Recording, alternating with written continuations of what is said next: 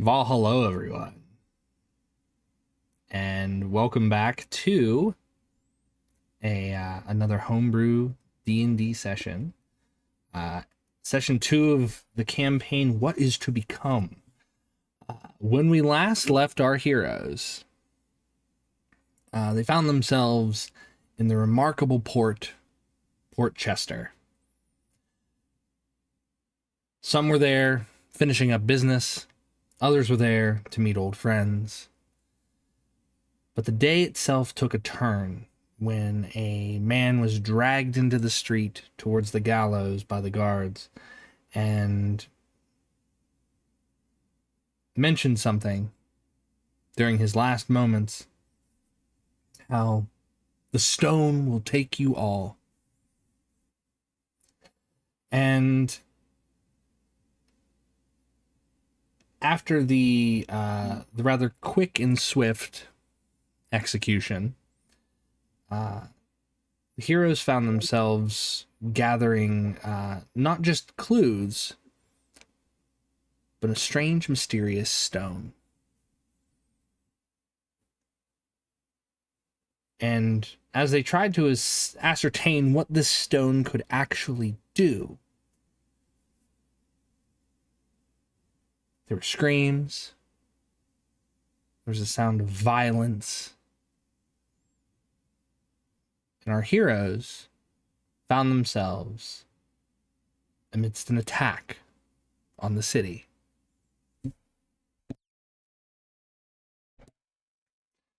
That being said, I think some ambience is in order.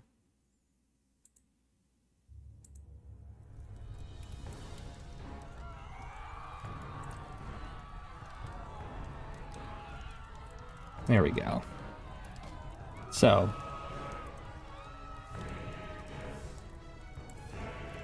if the music is too loud, players, let me know. You should be able to hear it through Roll20. Oh, sounds good. I have that muted. I'll fix it.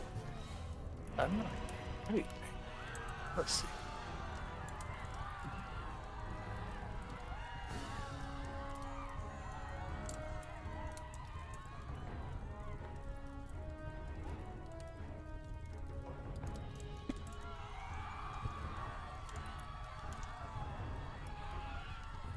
But yes, you find yourselves heading towards the southernmost portion of the port. These gruesome purplish gray skinned creatures attacking civilians and guards alike.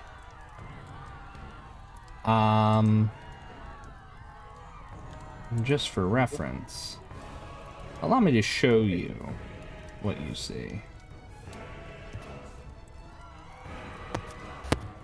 Ooh. Oh boy. These saggy skinned humanoids, eyeless sockets within their heads, crooked teeth, gnarled weapons made of stone, bone, and wood. And all of them led by one who holds aloft a club that is coursing with electricity.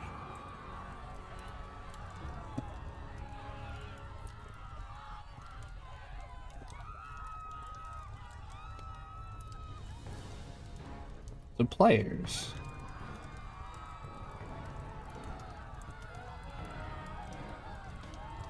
I'm going to ask you all to roll initiative.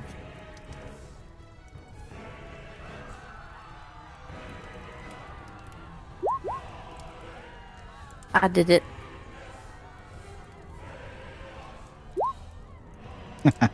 Nice. Okay, let's see.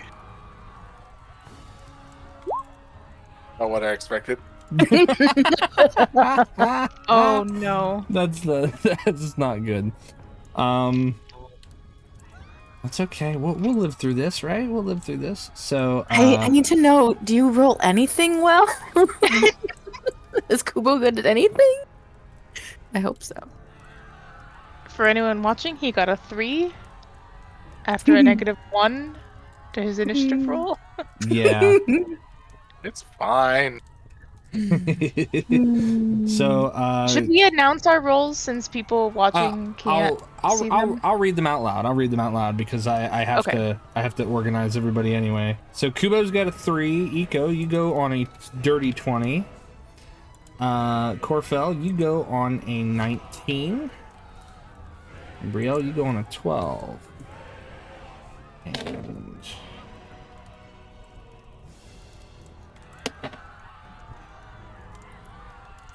they go on an 11. He goes on a...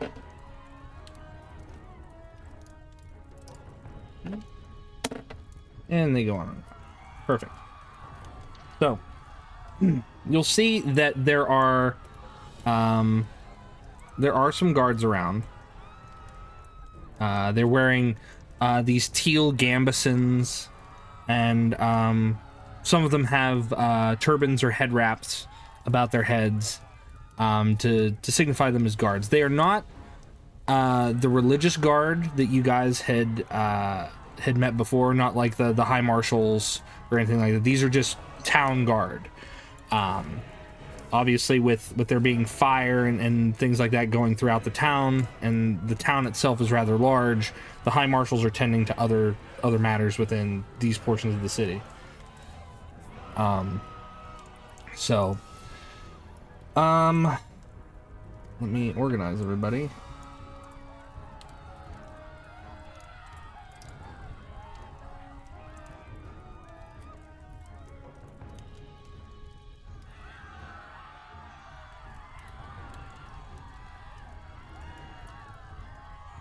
Poor Kubo goes last. So the initiative order goes Ikko, Korfel, the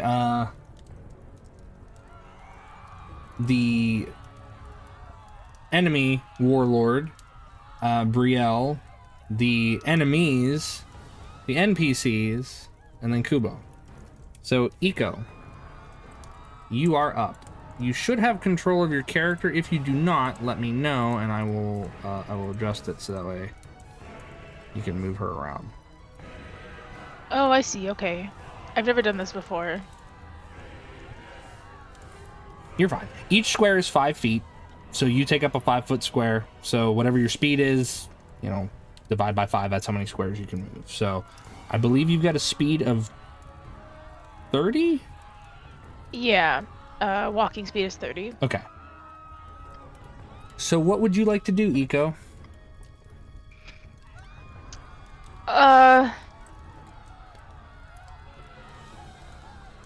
That's a very good question.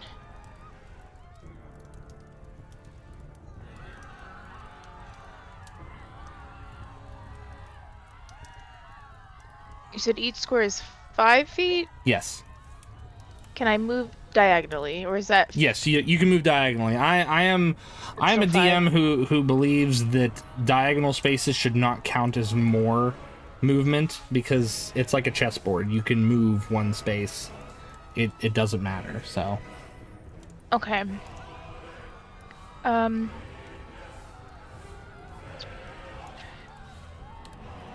have to remember how to D&D.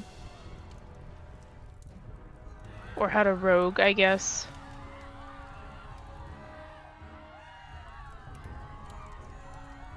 So to assist, if you want some assistance, what Yes, what would Ikko do in a situation where there are multiple hostiles and things are kind of chaotic around her? What would she do in that instance? I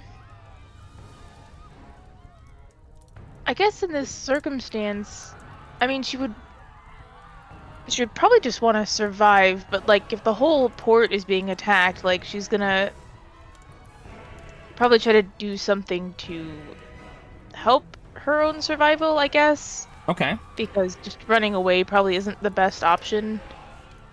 So I'm kind of leaning towards trying to attack the person sort of like south of us. This guy down here?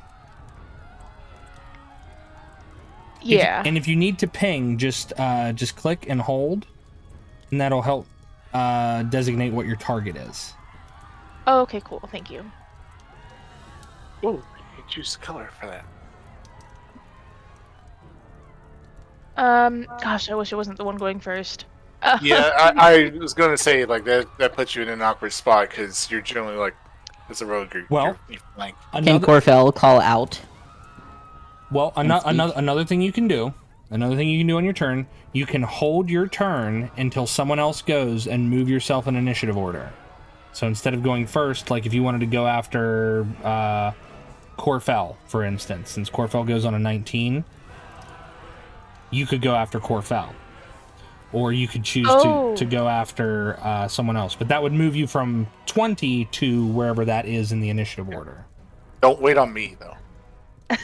No, okay. Honestly, you technically, because... if I started with Kubo, you'd be going after him anyway, because you're the top of the initiative order. But right. No, I think that makes sense because of the sneak attack. Because if Korfel or Brielle, like, or at least Korfel, you're generally melee, right? Yes.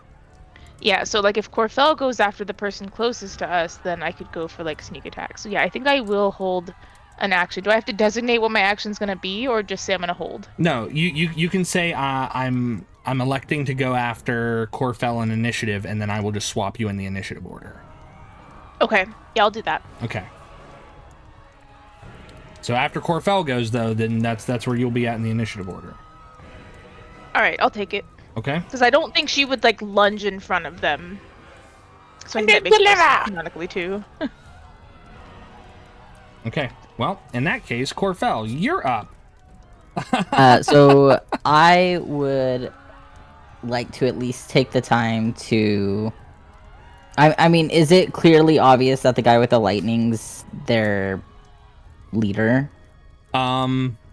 He's the only one bearing such a weapon, so you've been at war. You know that My military gets... Yeah. Uh-oh. Beast has turned into a robot.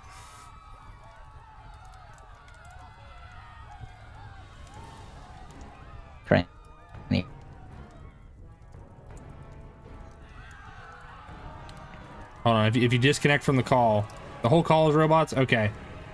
Let's. If you be it. Here. We're gonna disconnect from the call. We're gonna get right back into it. It's fine. It's just a technical issue. It's fine. So just disconnect from the call.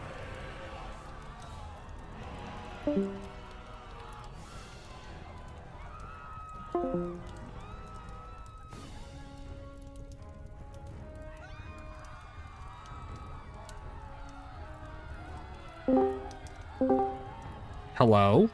Hello. Much better. Oh my lord. Oh, Oh, goodness. yeah. Para español, marque cinco.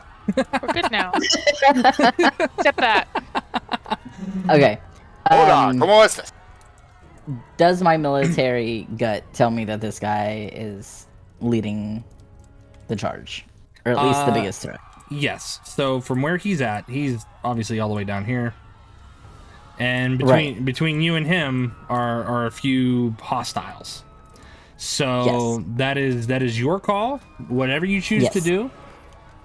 So Korfel's gonna take the time to at least call out that he needs to get to this guy, to the rest of the party, so that just like we need to take this. This guy's the biggest threat, so Korfel's gonna make it know that that's where he's headed. Okay. Now, I have every intention of going through whoever I have to get there. Okay. So, I can't quite make it all the way over there, though. So, let's see, I have 5. Where's a ruler? Line.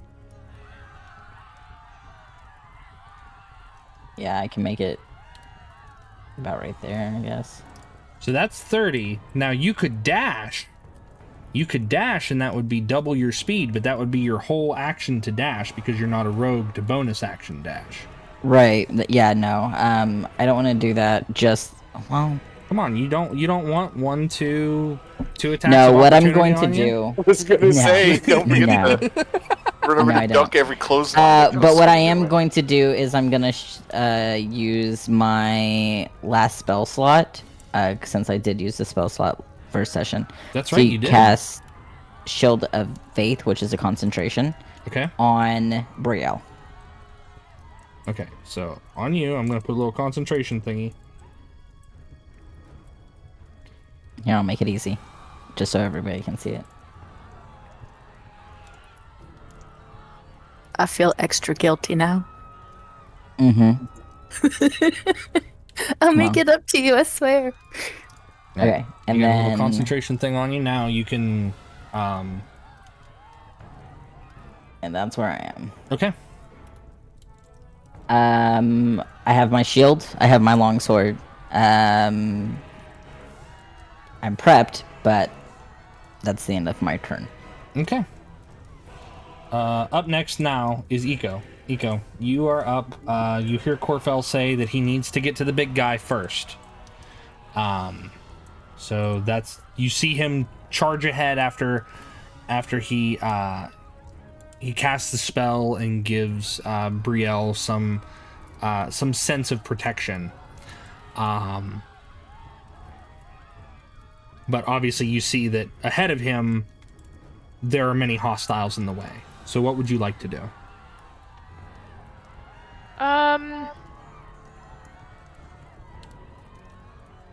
will probably follow him instead of going towards the enemy lower. Okay.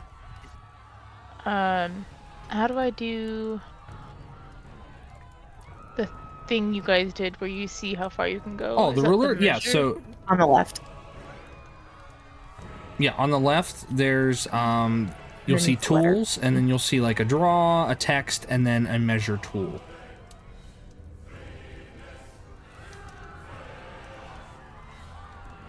It might currently be Oh, I see. there you Drag. go. Okay. Yeah. So yeah, I think she's probably gonna do okay, so hold on. When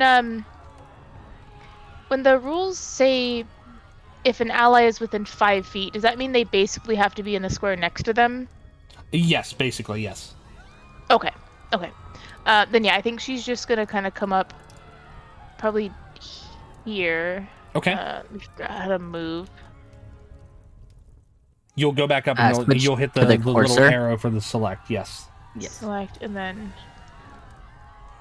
Oh, I see. Click and drag. Okay. Yeah, Yep. here.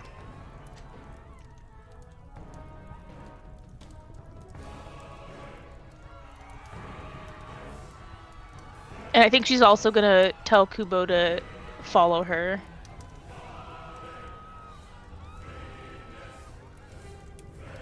But Okay. also, like, watch their backs. Okay. That'll work. Do you do anything else on your turn? Do you do any bonus actions or?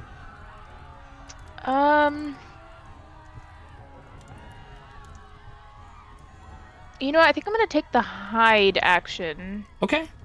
You can do that. So, to take the hide action, all you need to do is roll me a stealth check. Okay.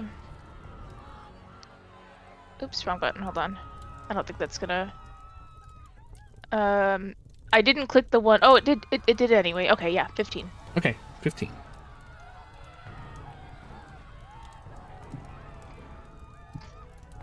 All right.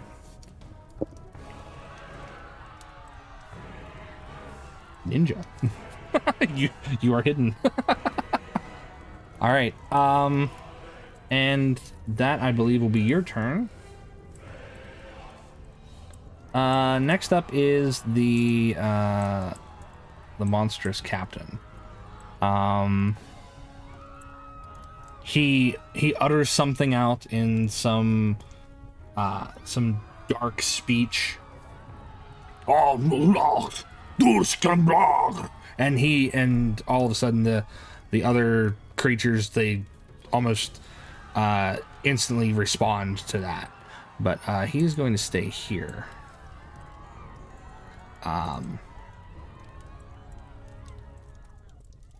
So Brielle, it is your turn. Okay. I am going to take 10, 15, 20, 25, move here. And I'm going to use Channel Divinity Order's Demand. Okay.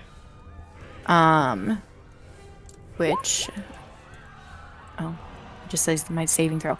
I present my holy symbol. Each creature of my choice that can see or hear within 30 feet must succeed a wisdom saving throw, DC 13, or be charmed by me until the end of my next turn, or until the charmed creature takes any damage.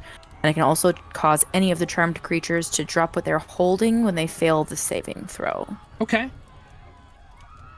So I want, obviously, all of my enemies within 30 feet of me. So this guy, this guy, this guy, and this guy. So him. And I don't know if this guy is. I don't think so. Oh, yeah, he that is. guy too. This one.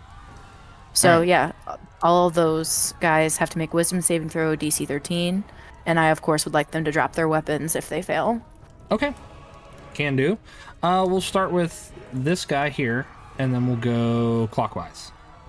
Okay. Well, actually, he's furthest away, right? This guy here. He's furthest away. We'll start with him, I think so. then we'll get closer.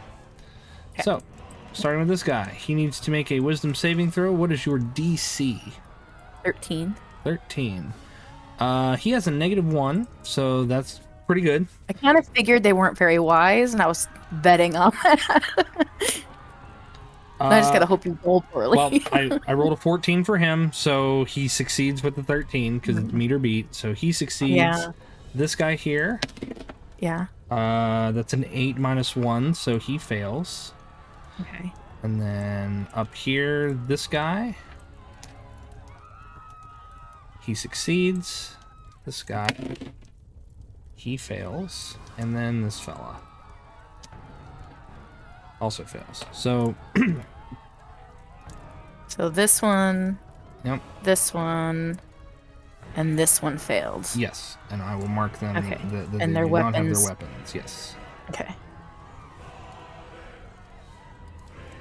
I mean, Korfel, I'm trying to clear the weapons for you, so if you have to run by. Maybe you should pick up one. I have a dagger, but it was a thought I had, but I'm also already used all my movement, so I can't. I'm putting a wrench on them because you are throwing a wrench into their plan. I like it. I like it a lot. He made it so he didn't know.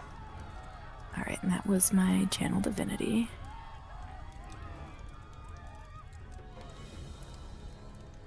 Okay. And then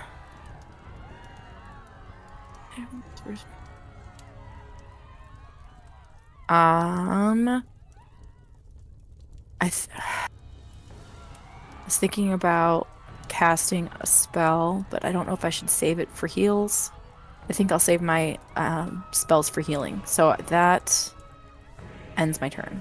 Okay. Let's see.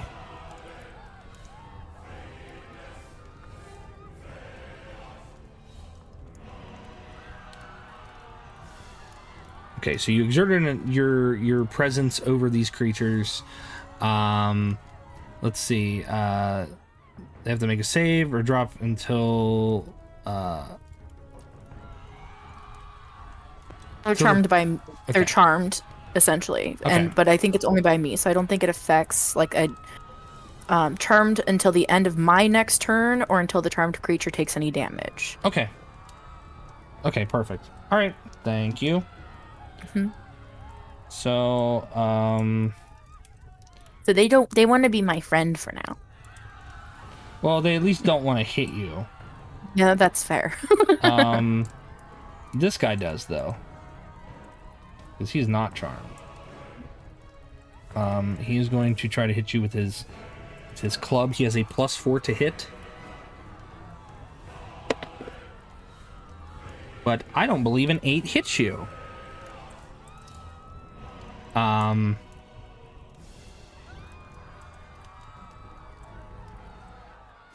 Let's see.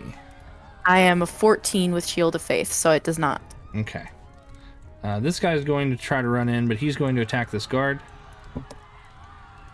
He hits this guard.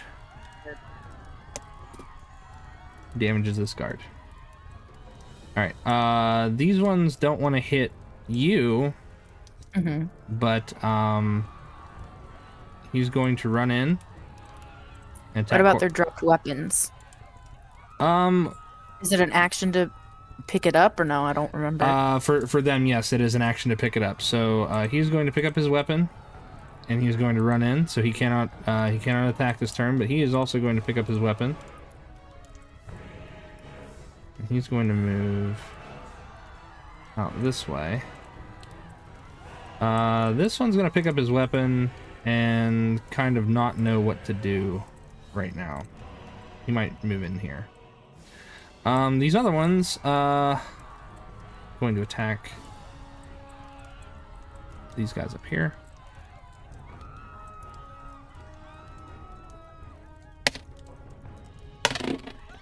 Okay.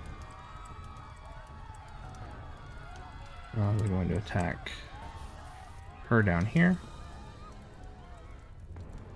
This one's going to come up the stairs.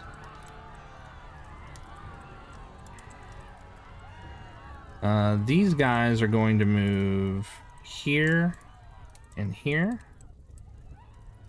This one is also going to move here.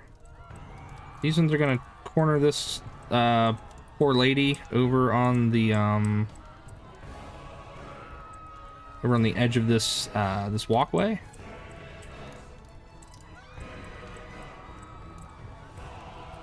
He's going to move down here.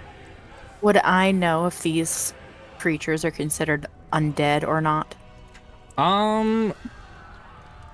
You would have to make a knowledge religion check, but I'm sure that you could discern it. Well, you would have to make a check. You would have to see if these creatures are indeed undead. Would insight work, or you want to do? You said religion. Well, religion tends to Perception? religion covers your knowledge if a creature is something. So like religion covers your undead and like Fiends and infernal, stuff. yeah, fiends, celestials. Nature covers beasts, and other such creatures like that. Or checks actions or anything like that, or Yeah. Well, depending on if you would have strong knowledge on this. Like if it's something that you would have known right off the top of your head, you would have known, yes, these are undead, or no, these are not undead. I am not proficient in religion. Yeah, so you wouldn't know this off the top of your head. You could still attempt the check on your turn, but it would take an action. Okay. Because you're trying to see, it's like, do they give off an aura of undeath? Sure. Is that all of them? I tend to forget some of my monsters, and I don't want to forget that my monsters have moved. I think you got it. Okay. Next up is the NPC. So this guy's gonna fight back. Okay. This guy is gonna fight back. Okay. The guard captain is going to fight back, and of course he does well. Okay. Nice. She is going to fight back. She does well also. She's a nice swing on one of them. This girl is going to attempt to swing. Ooh, okay. And then he is going to attempt to swing. And that's a hit. Very good. Okay. That is the NPCs. That brings us to Kubo.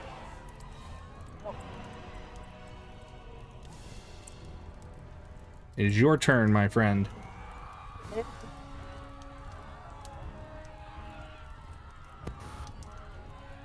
I don't know where you go in. There's a big guy.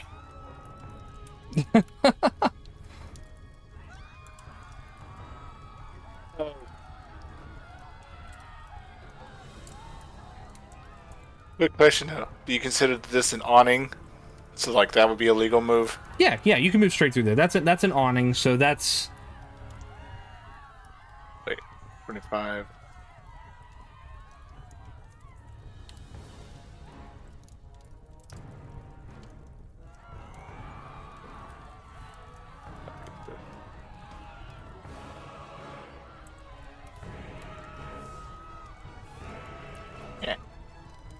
Okay. Moving through a threatened square. Wait, I am? Yeah, there's a bad guy there. Yeah, you have to move diagonally past that guy to get there. Like if you want to move a few steps over this way, like if you go...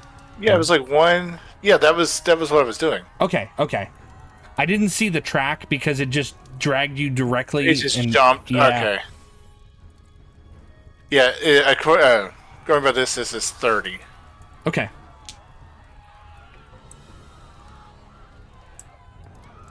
I just imagine him like crab walking and like skirting around him, like just excuse me, just what? Just getting by here. Go up and disappeared on me already. To find her. I don't know where she is. Well, I am hiding real good. Yeah, because with your passive, so Ikko rolled a 15 for her stealth. The only person who can see her passively is Brielle, because her passive is 15. Everybody, she is invisible to everybody else. My passive senses are, well, basically, if you do the whole like peekaboo thing, cover your face, I would probably be like, where'd they go? Are you saying that Kubo does not have object permanence? with his stats for that? But yeah, the only one who can actively see Ikko is Brielle. Without having to make a check of some sort. Like if Korfel wanted to make a perception check, like to roll better than his passive, then he could try to see her. But otherwise, she's hidden. And either way, I'm casting mage armor on myself. Okay. So that way I can at least have 12 AC instead of 9. 12 is good. 12 is a good number. It's a bigger number. It's just funny because I still lose a point on it because of my dex modifier. Rip. All right, so that would be your action and your movement. Do you have a bonus action?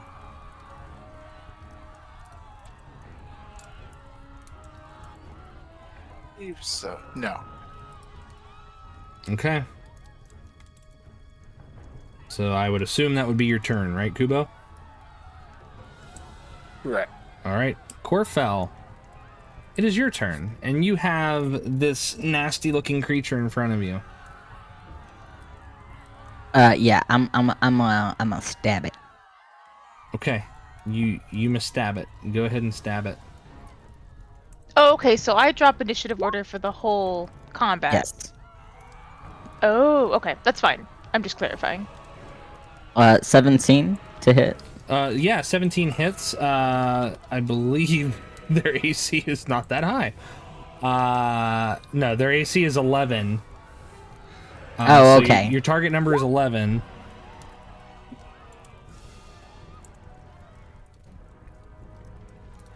So 5. Okay, you're swinging with one hand? Okay, gotcha. Yeah, because I have a shield in the other.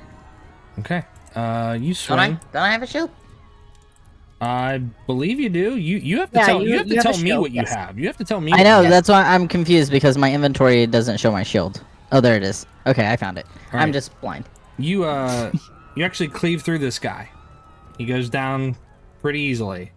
Perfect. Now what do you do? Getting this guy's face. Okay. You don't have multiple attacks, so that would be I know. would be your turn. That I know. I'm just getting in his face. Okie dokie. Setting up the flank. Ikko, it is your turn. Okay, so she is also going to move here. Okay. You are still hidden. And then- You are still hidden. So I think I should be able to sneak attack. I don't know if I just click this. I don't think I do. Do I do an attack and then like roll an extra 1d6?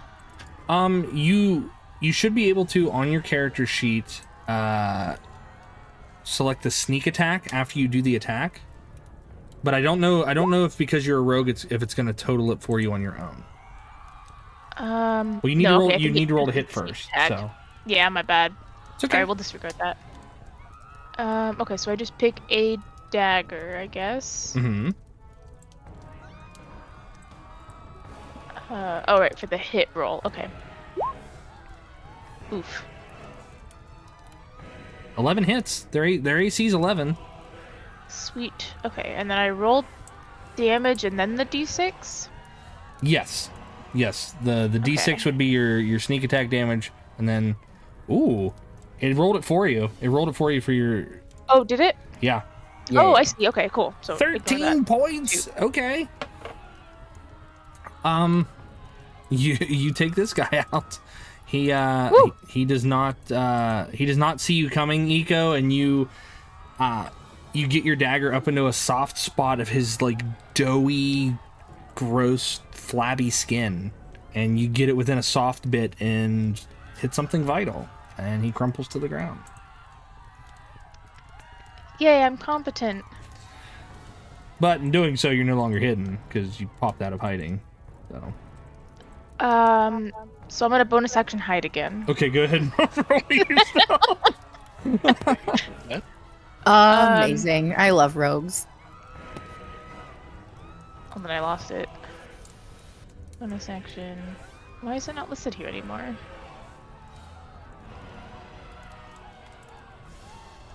Oh, right. I just roll stealth, right? Yes. Yes. Okay.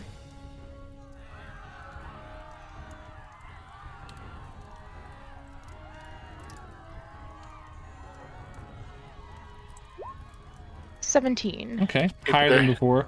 Actually, Now I no- don't even see you. Yeah, now Brielle's like, where'd she go? Like, I'm literally right in front of you, and I'm just invisible. she's hiding Vanish. behind its corpse. She's just like, That's exactly what it is. all right. Seeing what's going on there. That's not the time for tauntaun imitations. Let's see. He's got a movement of. Ooh, he can get. Oh, He can go right here too. Okay, so this guy is going to move here. Korfel. seeing that you are manning the charge and you've cleaved through one of his men, and he saw or he sensed that one of his other men has gone down, assuming that you are the culprit because he cannot perceive that Ikko has done this. He charges in, but he brandishes this menacing looking club, and he raises it up, and as it looks like he's going to swing it at you, instead what he does is he points it ahead.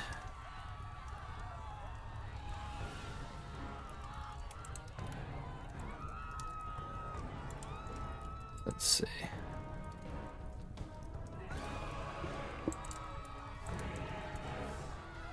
"15 feet be here." And as he points it, I need Korfel, Ikko, and Brielle to make me dexterity saving throws, please. Gotta love lightning.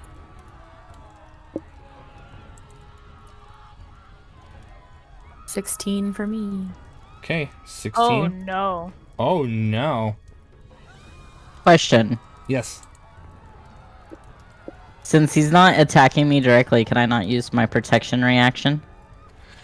The protection reaction is for you to jump in front of an attack, correct? How does it read? While wielding a shield, a creature you see attacks a target other than you within 5 feet. You can use your reaction to impose disadvantage on the attack roll. Correct. He is not rolling to attack. Saving roll. Yeah, Okay. it's a save. I just wanted to make sure I understood it correctly. Okay. What is your save there, Korfel? Okay. So, Wait, I got a nat Ikko's, 1, yours is but I also have crazy. +5, so is that still a nat 1, or Still am a I nat okay? it's still a nat 1. The total is 6. It is still not Sorrows. Still not great. Prayers. but he raises it up like he's going to strike you, Korfel, and instead you hear this vicious snapping sound as lightning crackles out of it and sprays outward.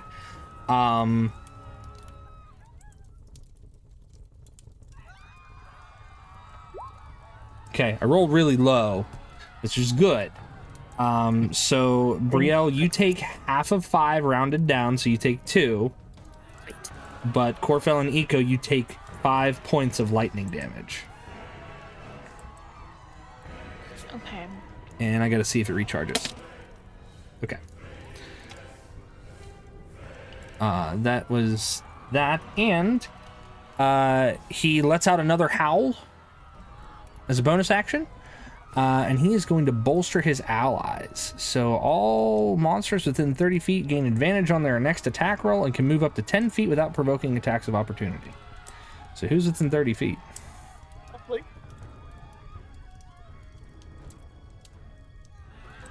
Let's see. A lot of them. 1, 2, 3, Oh Both no. these guys. 4, 5. Well, these two. Not him, not them, and not them. So basically the ones behind him and the ones ahead of him, aside from this fellow over here. So these guys are going to move 10 feet and not provoke. But that's going to bring 1 here, 1 here. It's 10. That's also 10.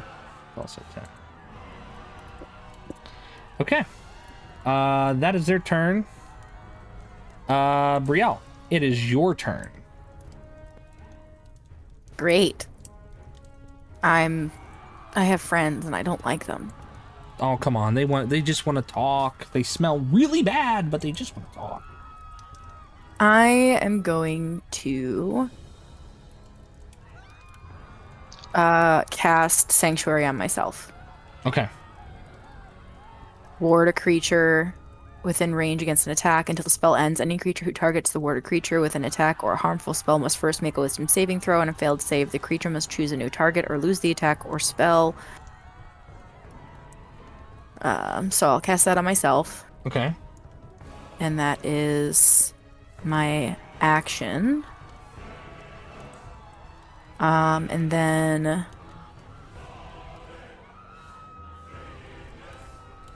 bonus action. I'm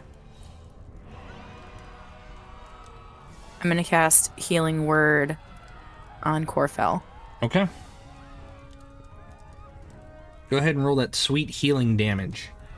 It wasn't great, but it's better than nothing. It's fine. It's good enough. 4. Okay. Korfel, you get 4 hit points back. All right, Brielle, I assume that's your turn? That is my turn. I'm not going to go nowhere. Okay. So, But if they try to attack me, they have to make wisdom saving throws, DC 13. very fair. But that is exactly what they are going to do, at least these two guys. So they're going to try to make they're these not wisdom smart. saving throws. They're not. They're brutes. They don't have good sense about them. So they also have a -1 to their saves. Save is 13. This fella saves. This fella does not. So he has to choose another target, right? Choose another target or lose the attack or spell. Okay. Well, he's Because I gonna. imagine they're not allowed to move. Like, since they already, like, Yeah. to do, I don't know. Yeah, I don't know. I'm assuming they can't just go like, oh, I'm swinging and running this way. Yeah, if there was like someone standing here, he could swing it Yeah, down. yeah. But so he just swings and he loses the attack. But this guy swings through your shield, +4 to hit. That is going to hit. 'Cause that So is- it's over 14. Yeah. It is over 14, but it is not a critical. Lucky me. And you take 5 points of bludgeoning damage. Okay.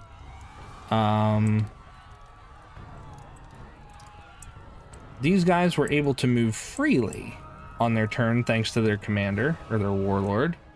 So these guys are going to move in. 1, 2, and I don't think he can get up there. No, he can't. All right. Korfel. The two next to you are going to try to thump on you because they can't perceive Ikko. That's fair. Come get some. I doubt a 13 hit you. Nope. How about a dirty 20 though? Yes. Is that a yes? Yes. All right. You take 5 points of bludgeoning damage from this guy here. Kubo. Huh? This guy here, he's gonna run up on you because he sees you kind of like poking your head behind a tree trying to look for something. And he's going to try to hit you. Does an 11 hit you?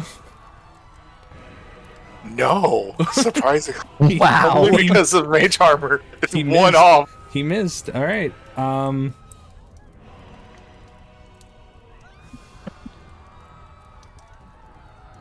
Oh, I forgot they have advantage on their attack rolls. But you know what? I'm gonna let this go. I'm gonna let it go. I forgot about it. It was only for that one commander strike, but that's okay. I can take advantage on these other guys. They're gonna swing on that guard. Swing on the guard captain. Guard captain. Ooh. Uh-oh. Guard captain. Okay. This girl here. Okay. Okay. Hey, DM. Yes. Shouldn't I be making concentration checks? Oh yeah, you did take damage, didn't you? I forgot you're concentrating. Yeah, go ahead and make your concentration check just to make sure that Sanctuary is still Remind me how I do that. all right, you con- just make just just a con save, yes. I should shut the fuck up. We're Alright. too honest for that. I know. It's okay. I forgot the advantage on the monsters, so it's fine. I am that kid. Mike's that kid. Concentration is dropped. You no longer have Shield of Faith. Sweet. But that's okay. It's okay. On this board, well, they don't get advantage. All right, that is. Oh no, I'm not done. Hold on. This fella.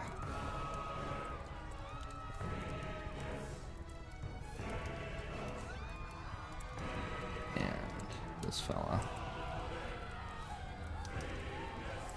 So, 2 guards go down during this, but that brings us to the NPCs. They're gonna fight back. He's gonna run in to try to help you guys. He's gonna go after this one here, Brielle. My sanctuary is still up. Okay. Well, no, the guard is trying to help. Oh, okay. The guard is trying to help you by attacking this guy. Okay, gotcha. Perfect. Does he get flanking if he moves over a square? Actually, yeah, he I would. don't know if you do that. Yeah. If you are across from one another, we talked about this in session 0. Session so 0, if you're yeah. across from someone like 1 square, Yep. then yeah. Advantage with flanking. Yeah. So okay, he gets his flanking. All right. So wow. Thanks, friend. He's like, no problem, citizen, and he just starts swinging his sword, and he gets a good hit on this guy.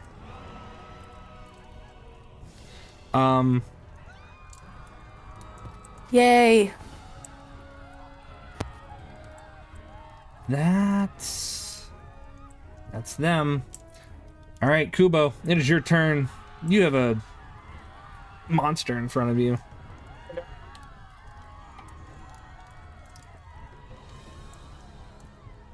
Also, if you're speaking, I have a hard time hearing you. I apologize. Could be me. Coming through? So quiet. Very quiet. Yeah, Weird. it's quiet.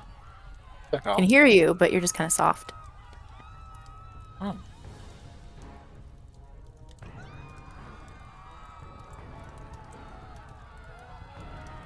That is really weird, man. There you Yeah, go. I think your volume's okay. It's just like when you first unmute or first start talking, I think it kind of gets crisped a little bit. All right, how about now? Test. Much better, thank you. Cool. Because, oh god, panic swing. You gonna panic swing? 14. Does a 14 hit? 14 hits. Their Fancy. AC is 11. Yes, it hits. Two-handing sticks, so could have been better. How much damage is that? 4. The damage die rolled a 1. Well, you swing really hard, and you hear the hollow thunk of your quarterstaff as it collides with the creature's skull, and it like falls into a heap on the ground. Sorry. That was your attack action. Would you like to move? Yes. Yes. Go for it.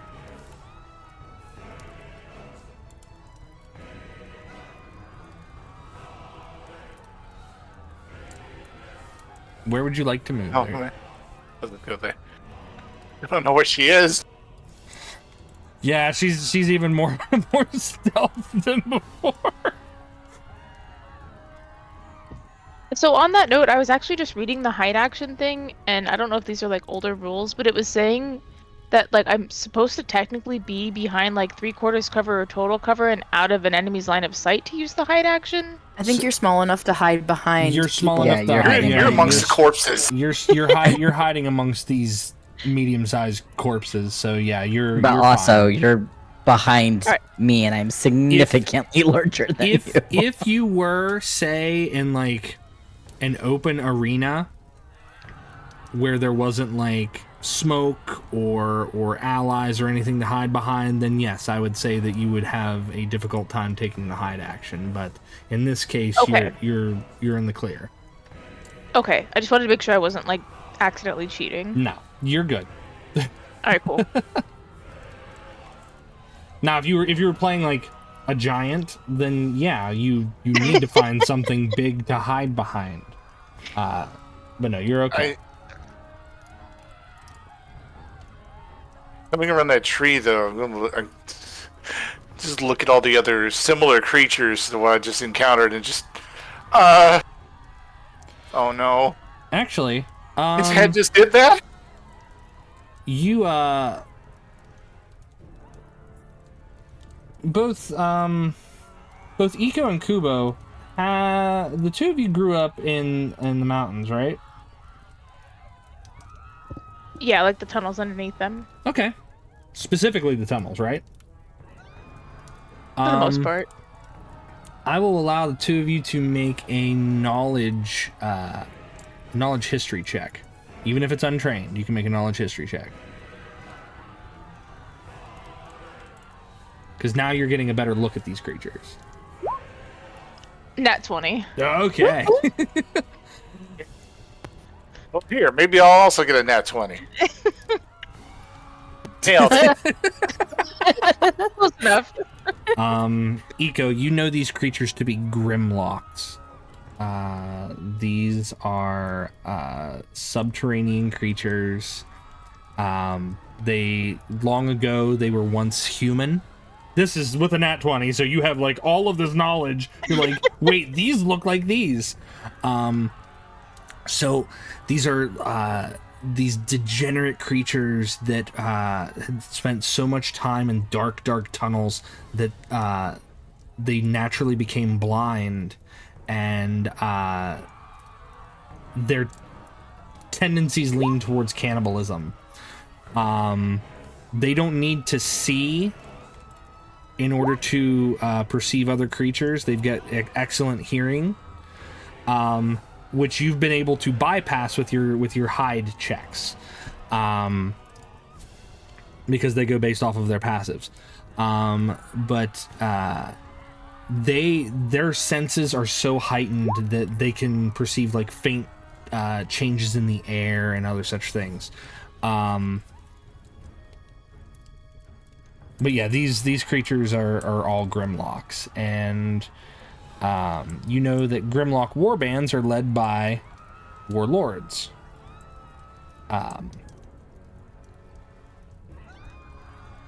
And they are notoriously cruel. But yeah, that's what you can glean with a natural 20. They don't have any strong weaknesses, but they are immune to the blinded condition. And they tend to, from your knowledge, they can naturally blend into stone and rocky terrain by standing extremely still. And they tend to ambush people who delve too far into tunnels and caves, which you and Kubo would have known. But that also begs the question: why are they on the surface? Okay. But yeah, that is Kubo struck one and then moved over. Still can't find you. So do you do anything else, Kubo? Do you have a bonus action spell, or? Oh, that's it for me. Okay, that's it for you. Top of the round, Korfel. I'm gonna try. What? Can I try and like strike to disarm lightning guy? You Like can a specific like strike at his wrist. Normally that is a battle master maneuver. However, if you want to attempt it, I can allow you to attempt it. So you need to make an attack roll against his strength or his dexterity. So Okay. So you need to make your attack roll, and then I'll make his strength or dexterity, whichever's higher, which I believe it's 21. athletics. So okay. Let's see, to make this fair, I'm gonna roll it in here. 10. Okay. So you want to disarm him, right? I want to disarm him. Okay. So you swing, you're not going to deal any damage to him. Can he literally disarm him, like cut off his arm? That'd be I mean, that's essentially what I'm doing. Well, I mean, he's trying to get the weapon out of his hand, though. He's putting more weight behind that to strike the weapon and knock it out of his hand than to do otherwise. So, so he is disarmed. Okay, so he drops his weapon.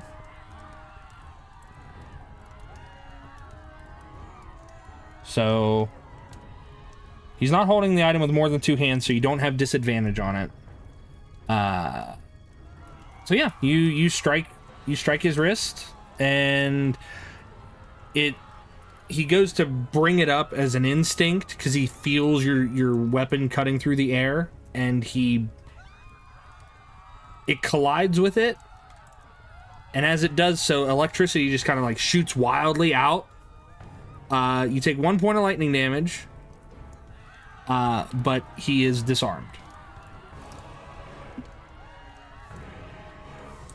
Do you do anything else, Korfel? I am going to end my turn there. Okay. Ikko. Okay, I think I'm going to sneak attack the one south of...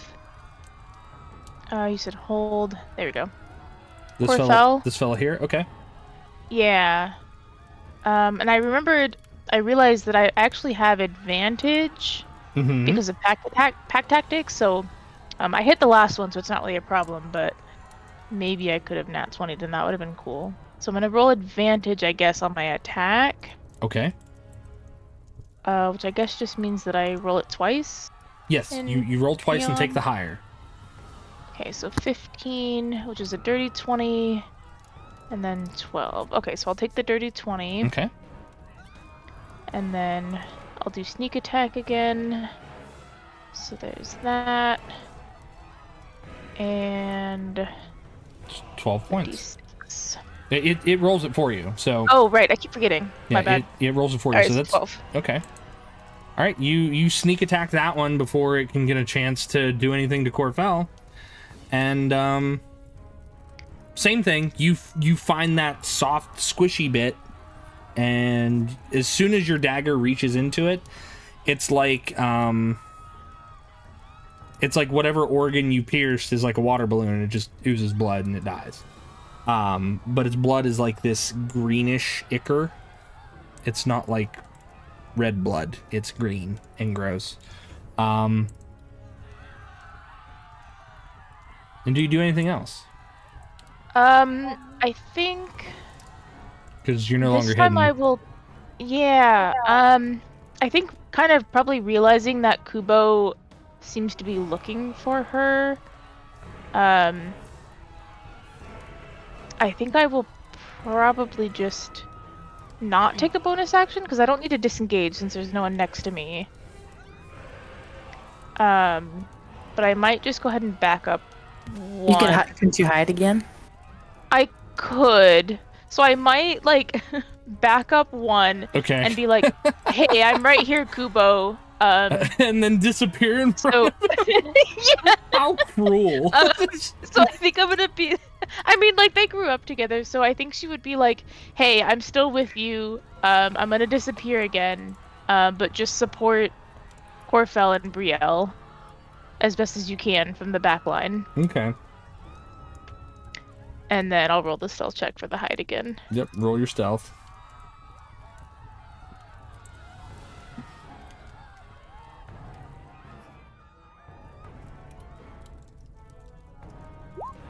Nice, 24.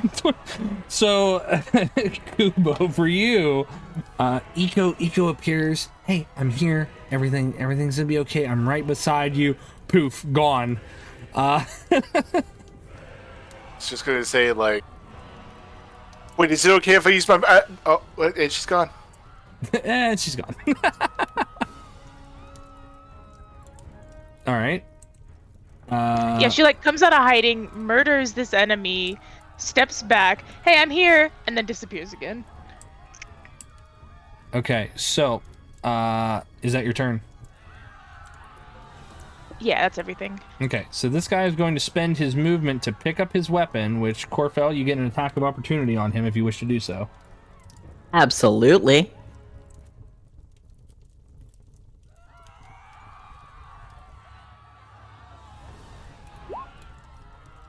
$18 hits. His AC is 13 because he's wearing hides and bones.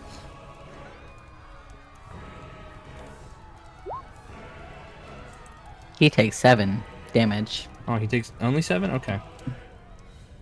So he picks up his weapon and takes a hit from you as he does so. And since he can't do anything fancy with it, he's just going to swing it at you. +5 to hit. 16? No, sir. Okay.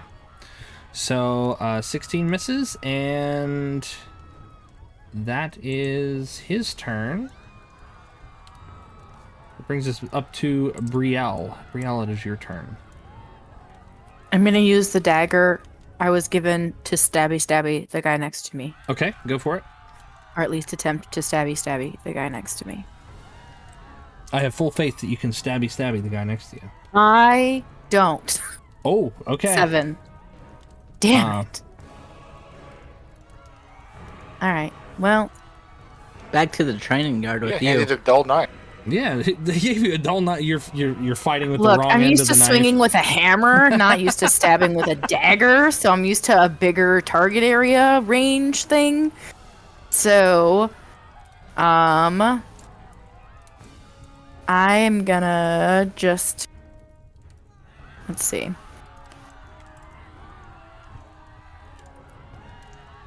I'm debating if I should move. I still have Sanctuary, so if I move, he has to make a wisdom saving throw on whether he can Yes. attack me or not. Yes. So I'm thinking I should try and move so that he can't touch me.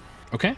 And so I think I'm gonna come hide behind Korfel, start this little conga line, and risk the attack of opportunity. He's Alright. gotta do a wisdom saving throw DC 13. Wisdom to save hit. -1. Oh, Roll that's bad. a 10. He Yay! fails. So he loses it, or Yep. again, Yeah. he's He he's not basically messing. he basically loses his Whiffs it. reaction. Yeah. Whiffs it, whatever Yep. you want to call it. Sweet, that ends my turn then. Okay. Now it is the Grimlocks' turn. He's mad that he missed. But Ikko's hiding. I have to remember to put the ninja back on Ikko, so she's hidden. This guy's gonna move here. And he's going to try to attack Korfel. Because he's going to flank too. Sorry, friend. So +4 to hit. Rolling twice for advantage. 18. Meets it, beats it. Meets it, beats it. D6. You take 8 points of bludgeoning damage. Ow. Yeah, he hit pretty hard. This guy does not get advantage though, but he's going to try. But a 16 doesn't hit you. Nope. And then this guy is going to move up here. Bounces off my shields. And he nat ones, so he swings and a miss. These other ones.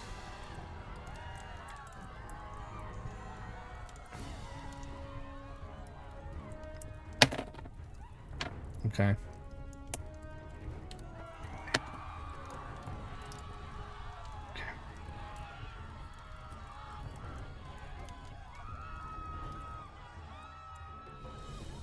Still going. Okay. And he's gonna move.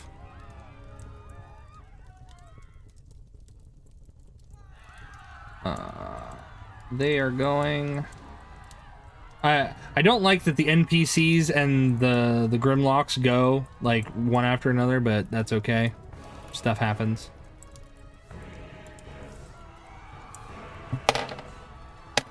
Initiative be initiativing. It do. But these guys, they said something's going on, so they're gonna go.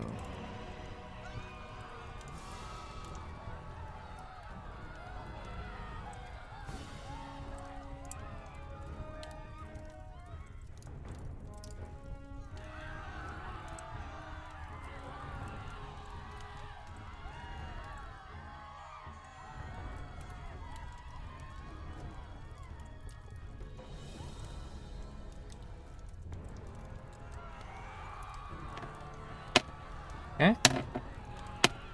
Okay.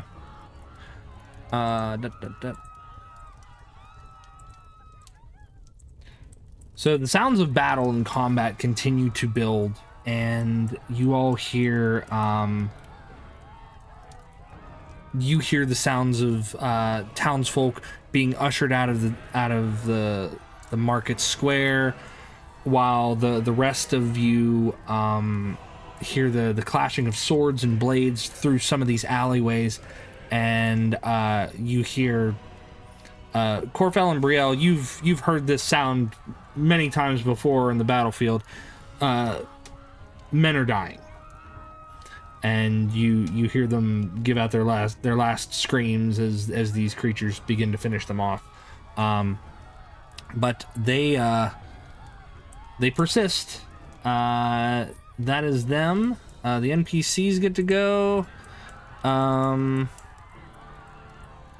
This guy sees that you guys are in trouble, and again, he's going to move down to... He's gonna flank again, right? Because he's smart. Yeah, he's a smart guy. So he's going to move there or here. He's going to move here. He's going to assist you because he sees that Korfel is trying to fight the other guy, and he can't get over that way without risking an attack himself. So he's going to try to attack that one with advantage. That hits. I believe. Yay. Go, friend, go. And he gets that one too. All right. And that is the NPC's turn, because I know what's going on in the other portions of the city. Kubo, it is your turn.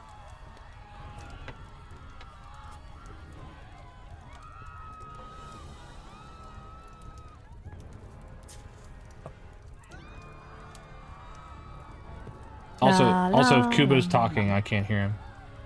Testing. Hello. Testing. There you go. Hello. I don't know why it fights so much.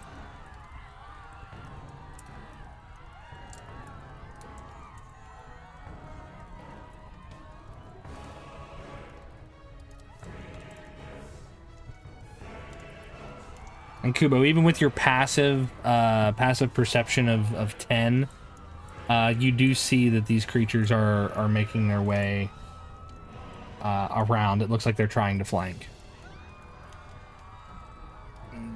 Okay.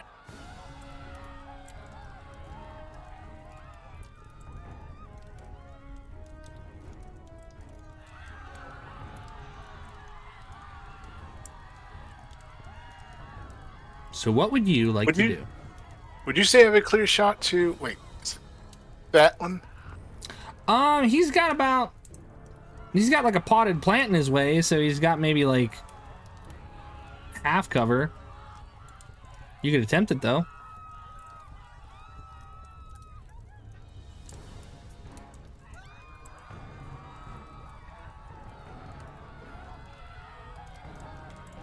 Yeah, all right. The cast. Gonna point at him and cast Ray of Frost. Okay. This is the hit.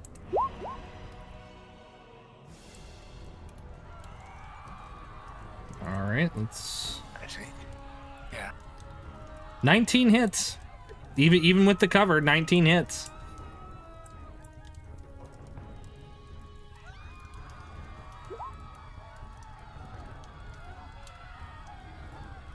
5 cold damage.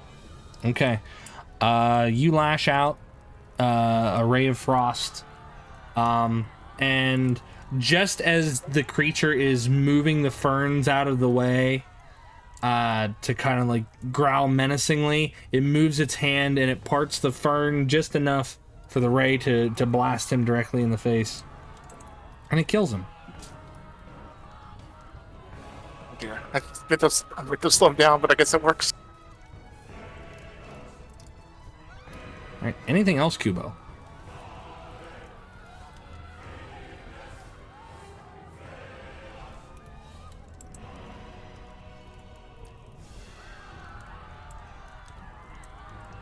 No, I'm basically shoring up here. Okay. I don't know which way to run. He's like, I don't know where to run. Everything's coming to get us. I don't know what to do. Monsters appearing, friends are appearing and disappearing. All right, that brings us back to the top of the round with Korfel. Korfel, what would you like to do? They're falling off. I'm gonna slash him. Okay, slash at the big That guy. guy. It's working for me so far. It has been. Ugh. 12 does not hit. 13 is your target number, my friend. Yeah. Well.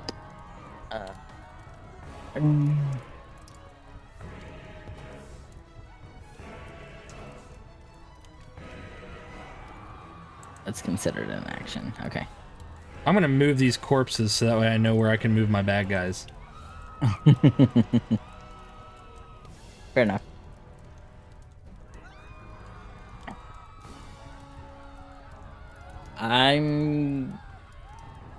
Yeah. You know what? It's technically... I don't think it's technically an action, but I'm just gonna roar at them as intimidatingly as I can. Okay.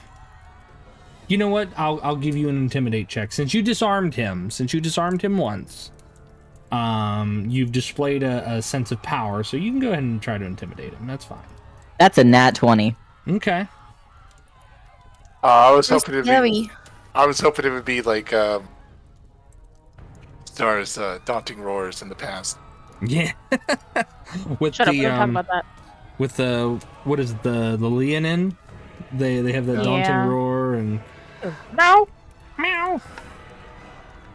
I failed those every time. So nat 20. So these guys here that can hear you, and I will say within 30 feet of you, whoever that happens to be, not that guy. But these guys for sure. Maybe this guy. Did I miss it? What did Korfel say to be You intimidating? just roared in their faces. Yeah, he just roared. He just You're roared. just Impressive. Just angry. just vicious. These guys are now at disadvantage. They have disadvantage to hit you. They have disadvantage until the end of their next turns. So, anything else? No, that's gonna be it for now, my friend. All right, Ikko, it is your turn. Okay, so how does flanking work? So flanking works. If you were to stand here, you would get flanking against this creature here. If you were to stand here, you would have flanking against this creature here. Basically, you have to be, you have to have an ally in a square opposite you and your enemy. So the enemy has to be between you, and you have to be diagonal from your ally in order for that to work. Okay. But if you flank, you get advantage. But knowing that you guys can flank, I can also do that. Okay. So I guess if it just gives me advantage, and I already have advantage from Pack tactics. pack tactics. Pack tactics is really good. I like pack tactics because it requires you to not be in a position where you have to move somewhere else. Do you Yeah. do a bonus action strike with her offhand if she has 2 daggers? It just doesn't use the like you can't add the additional modifier or whatever. It's just the dice damage. I believe, yeah, because I don't think she can add her ability modifier to it. Yeah. Yeah, it's just the dice damage for the offhand until Yeah, unless she takes the feat. If she chooses to, yeah. Yeah. I wasn't sure if that was still an option. You said that would be instead of like sneak attack? Yeah, I think it. Well, no. So sneak attack is a feat or like a feature of your rogue. Sneak attack is a feature of the rogue class. Yes. If you have advantage on the attack, or I can't remember what the other thing is, surprise or whatever. But no, like instead of for your bonus action, instead of hiding or whatever, I think it's a bonus action to use your offhand to do a second attack. Yeah, and then you can't add your modifier. It's just the dice roll for your offhand. Oh, okay, I guess that's the actions in combat, the 2-weapon fighting. Okay.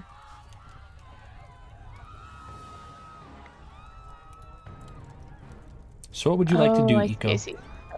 So I am going to move here, and then I'm going to roll for attack with advantage. Okay. So that's a 4. That sucks.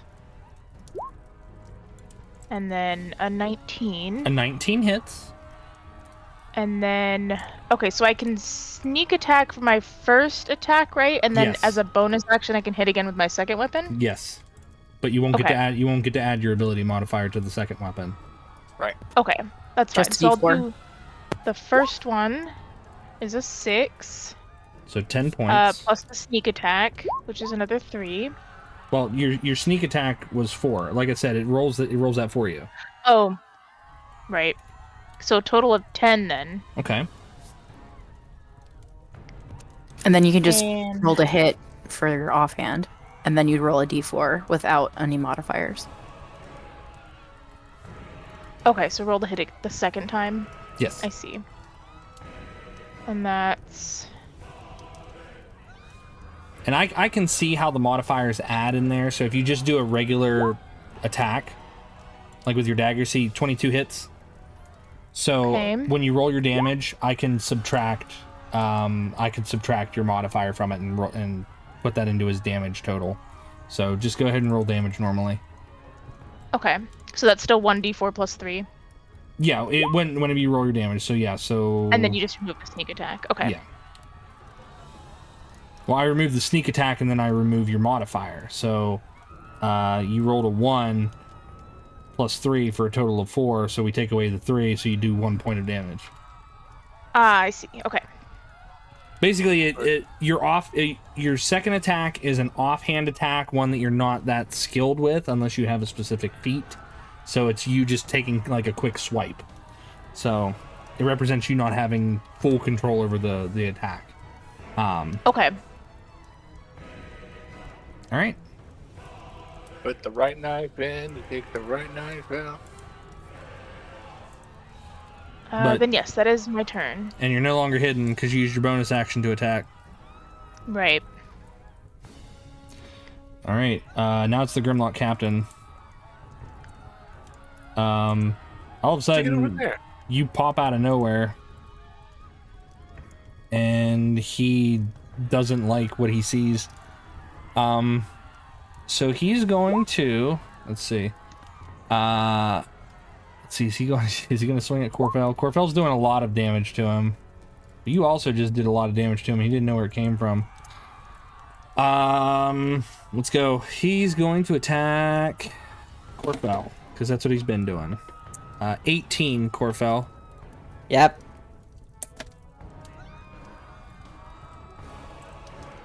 All right, you take 5 points of bludgeoning damage, and I'm in a lot of pain. 3 points of lightning damage. I'm down. Okay. You're down, but you're not dead because you didn't die from massive damage, but you are.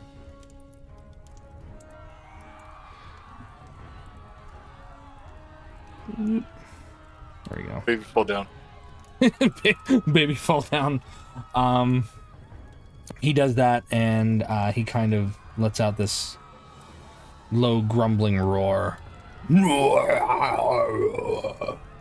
And that is his turn. Brielle, you watch as Korfel goes down. And it's my turn, I assume? Yes, it is. Cool. I'm going to cure wounds. right on that dummy's freaking face. 7 points. Oh yeah, of healing. that's hold on. He had disadvantage. Oh, yeah. He had disadvantage. That's true. Oh. Okay. Hold on. Thank you, viewer. Yep.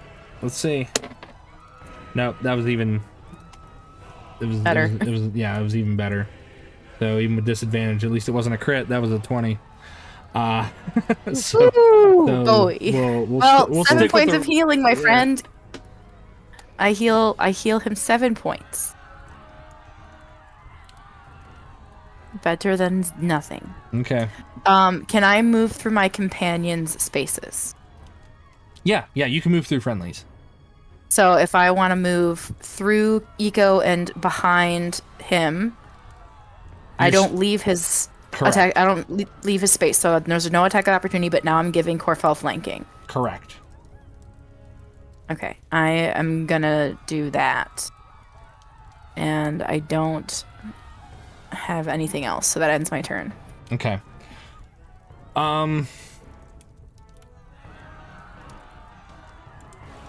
It's the Grimlocks' turn. We're gonna start over here.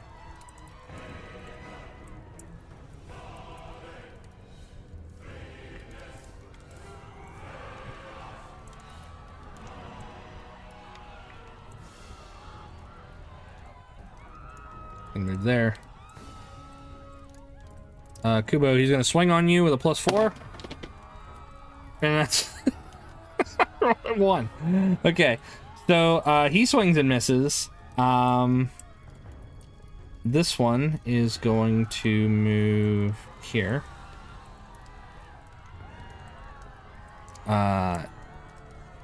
He has disadvantage because of the roar. But then he has advantage because he's flanking, so it's a flat roll.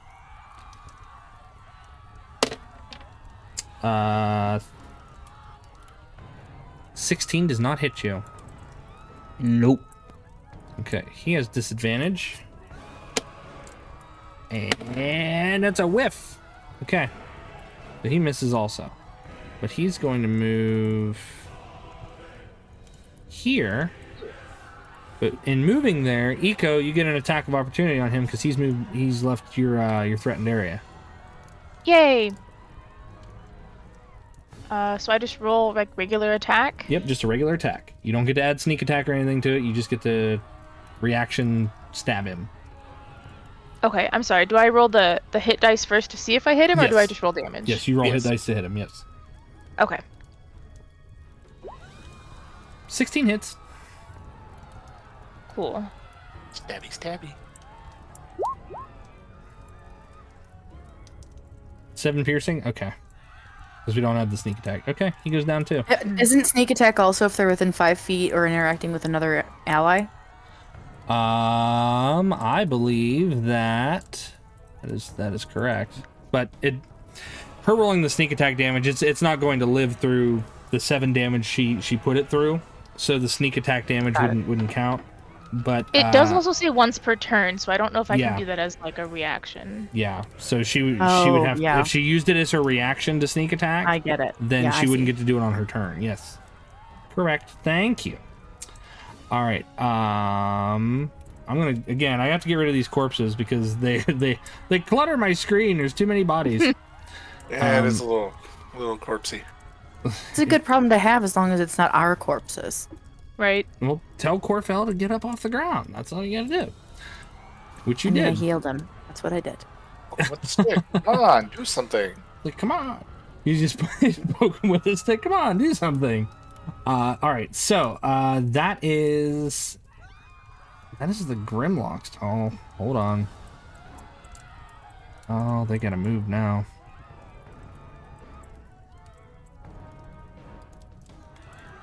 Okay.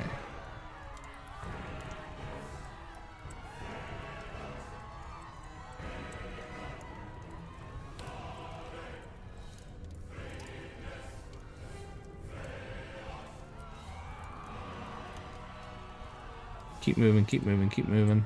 They're still attacking. Ooh. Okay. And then NPCs, I'm gonna determine the NPCs as they're fighting these groups, so I'm not doing separate rolls. Good. One's gone. And that one's gone. Cool. Way to go. Way to go, team. He's dead though. Wow. And that is their turn. So that's gonna bring us back to Kubo. Kubo, it's your turn.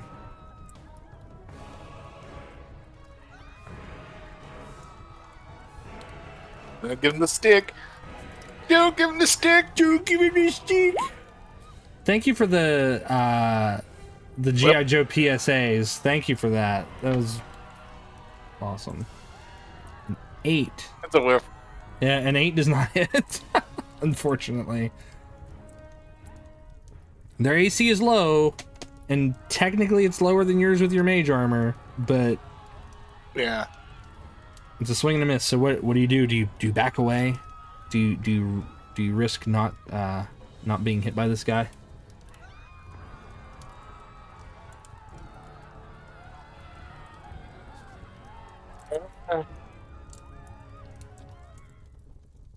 I'll risk one swing over 2. Okay. So that's the end of my turn. All right, that works. Okay. Top of the round, Korfel, you have just come back from The brink. the brink of death. You are able to take an action. You can either move or attack, because you dropped the 0 and you had to get up. So you can either move or attack. You cannot take reactions. You cannot use bonus actions. Okay, I would like to use lay on hands and yeah, not die. Okay. Thanks. Very good. Very good.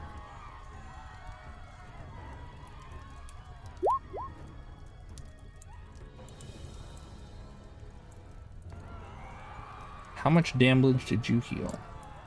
10. Wonderful. All right, you heal up 10 points. And I ready myself to refight. To get whopped around again? Okay. Yeah, yep. Hey, you're a soldier. I just shake used it to off. this. Yeah, you're used to this. Ikko, it is your turn.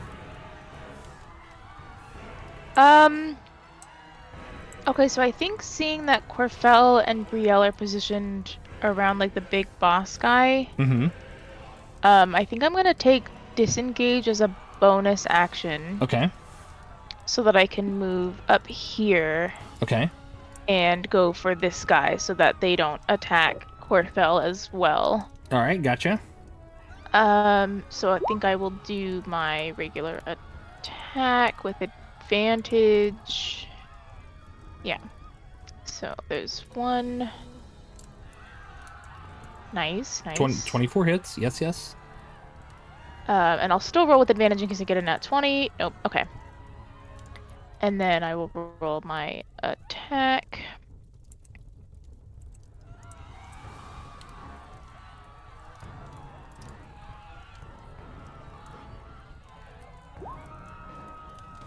Cool. 11. All right, he's out.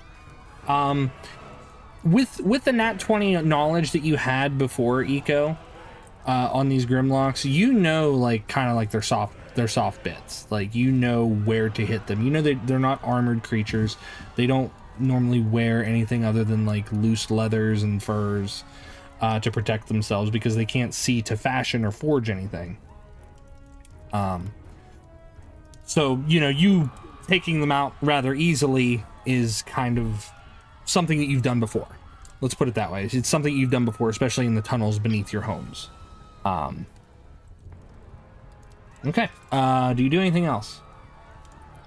Can I still move? Yeah, you can still move. Okay, I think I'm gonna go here to kind of position myself near Kubo, in case I need to help him, but then still be able to reach the big baddie. So that way you can, like, duck between either or if you need to. Okay. Yeah. All right. Yeah, I think that's my turn. Okay. It is the Grimlock captain's turn.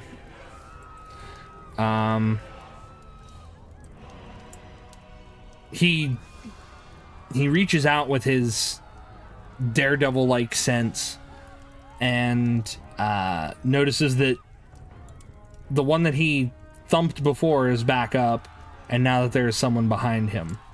Brielle, he is going to swing at you this time.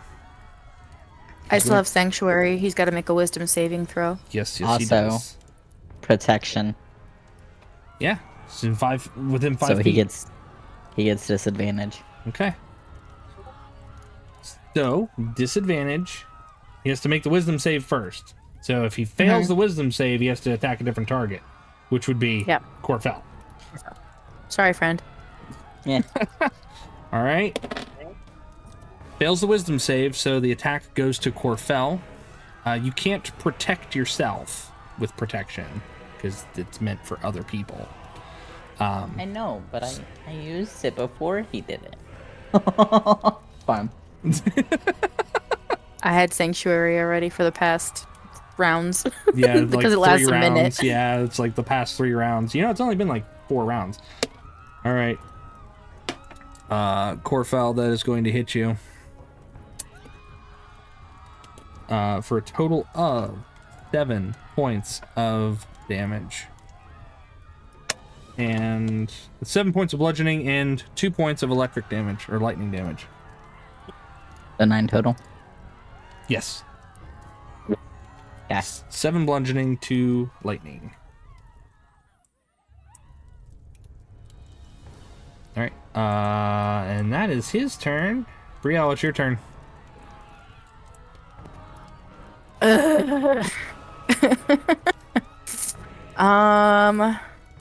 Okay. I have advantage. I'm gonna go and I guess I'm gonna try and stab him with my dagger with advantage. Okay. Fuck. Well, 12 probably doesn't hit him.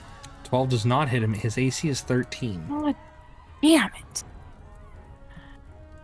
All right. Well, I have nothing else, so I'm just gonna stand there and cry. Do you want to use a bonus action and an offhand attack? I only have 1 dagger, so unless I can switch hands. Oh no, I guess you can't. I can do an unarmed strike with my other hand, but I don't know how that works. Well, I can just punch him because I'm mad. you could punch at him because you're mad. That people do that in war. You're not technically proficient with unarmed strikes because you're not an unarmed fighter. You're not a monk, so you're going to be rolling. You're not going to get to add your ability modifier behind it, but you can roll to hit, and you don't get to add your proficiency bonus. So it's pretty much. I just roll d20 then. Yeah, it's a d20 plus your strength mod, but you don't get to add your modifier to your damage. Does that make sense? Yeah. So Okay. so do I have to? Would my +4 for unarmed be applicable or no then? Because that's what exactly that is, right? Is it's just my strength Yeah, bonus? yeah, that's what it is. Oh no, I totally whiffed that too. I'm just missing left and right. I should really just stick to magic, and I'm not used to stabbing with daggers. I'm used to having a war hammer where I bludgeon the crap out of people. So I mean, little in daggers are- fairness, there are dead Grimlocks laying here, and they have clubs that's close to a hammer. You could pick one of those up if you wanted to. action, though, Mhm. right? I can't do it now. Well, Yeah, well, the dead bodies aren't there, so I didn't consider it. well, I'm sorry. friend. I had to clear them out because they was cluttering my screen. No, I know. But it's an action for me to pick up a weapon, right? Yeah. Yes. Okay. All right. Well, I end my turn, and hopefully we don't die because I'm out of spell slots, friends. All right. So, this fella here, we're going to start with him since he's here. He's going to attack Kubo. And that's going to hit. It's not a crit, though. No.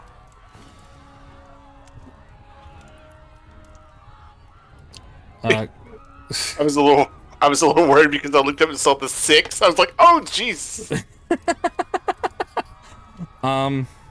so, Kubo, that is 8 points of damage. Oh, even worse. So he hit you for 8. This guy's gonna run in here, but as he does, I'm gonna have this guy take his turn while they take their turn. And he takes that one out. This one's going to move in because he has to move over rough terrain. Where are the others? I have so many Grimlocks. Where are they? Okay, they're taking care of stuff over there.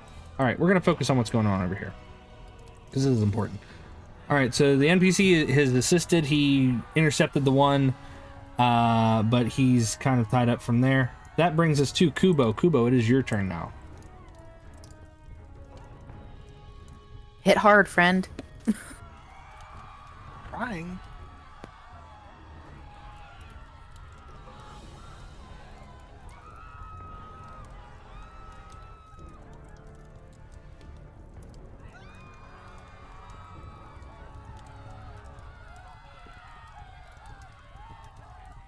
Oh, I hope it doesn't go poorly. But I'm going to cast Firebolt at the one in front of me. Okay.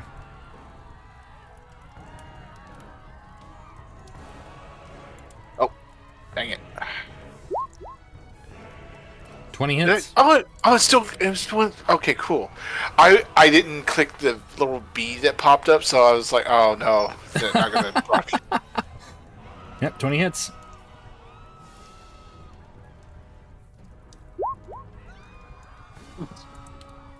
Ain't getting good damage rolls apparently. Well, it's enough for this one. You send this guy. He starts screaming as his flesh blisters and begins to pop, and he scurries off and falls over into a heap.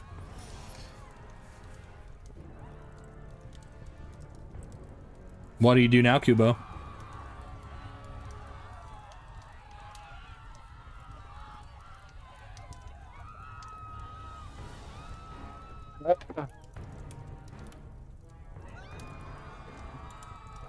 I'm pretty hurt. I'm just gonna sit here for a second. I'm just gonna lean on the staff for a bit. All right.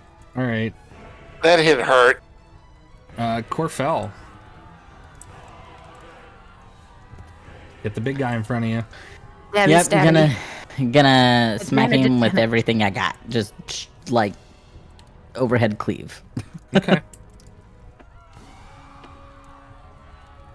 Remember, get you advantage. yes, you have advantage. Yes.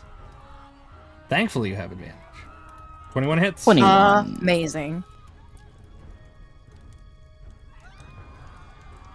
Roll that sweet damage. My dice got stuck. Okay, there we go. 9. 9 points. Got it. You know, Damage if you taken. right click on the dice roll, you can click advantage and it'll automatically roll it for you then. Instead of having to roll twice. Oh, I Just didn't roll FYI. twice. Oh, it just did it for you? Okay. Yeah. Okay. Mine didn't look like that. did it? Oh, but I learned something. Thank you. Yep, because mine didn't show 2 different roll boxes. Mine showed only 1 roll box when I used advantage. Mine's doing that because I have the option of wielding one-handed or two-handed my Yes. weapon. Oh, I see. Yeah, because he's wielding a versatile weapon, so versatile weapons can be wielded in one hand or two hands. That's gonna happen when I get my hammer back. Mm-hmm. Korfel, is that your turn?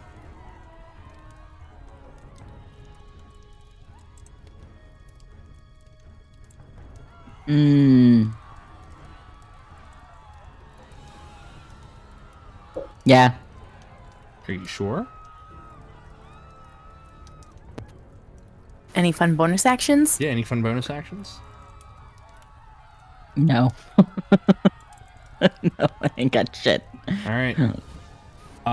Because, well... Nope, because that uses a spell slot. Nope, I'm done. Okay. That brings us to Ikko. Ikko, it is your turn. Kubo looks hurt. He does, but I literally can't do anything to help him with that, unfortunately.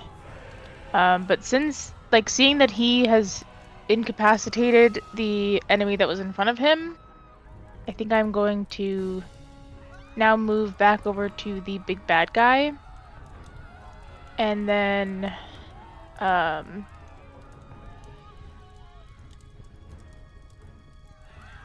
sneak attack. Yeah, get him. Get the bad guy. I forgot to do the right click and roll with advantage.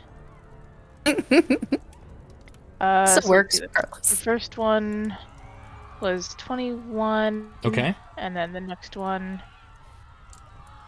is much lower. Okay. So we'll roll damage.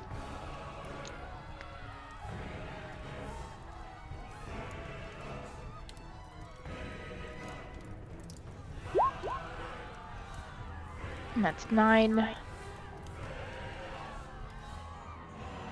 Okay. Ikko, how do you want to do this one? Oh, hell yeah.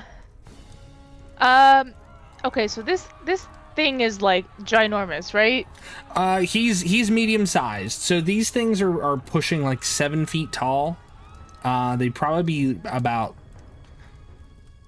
they're about 6 feet tall, but because of their stoop shouldered posture, they're 7 feet tall if they weren't stooped.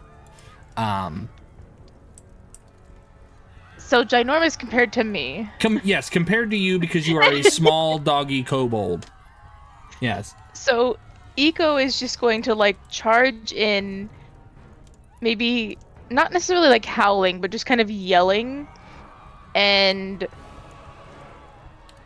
kind of like jump up and like stab her daggers into the sides of his neck. Okay. So Korfel and Brielle, you watch as this kobold leaps up with amazing dexterity and basically silences this creature with a few well-placed stabs to its thick neck. It gurgles and falls over forward, dropping the club to the ground.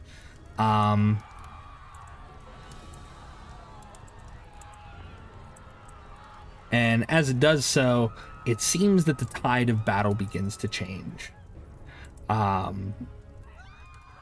Grimlock captain, or the Grimlock war priest, as he falls, the other Grimlocks seem to notice his lack of presence. And it's not their turn, it's Brielle's turn. But they look like they're going to leave. They're going to try to run away.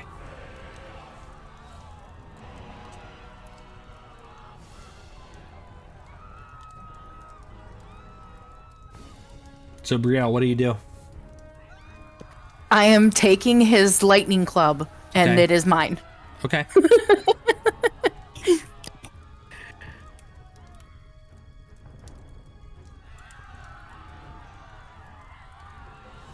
I claim it. Okay. Anything else? Well, I have no more bonus actions, and the picking up of the weapon was an action, so, no. Okay. Again, tide of battle changes. As the Grimlocks go to leave, soldiers dispatch them in short order.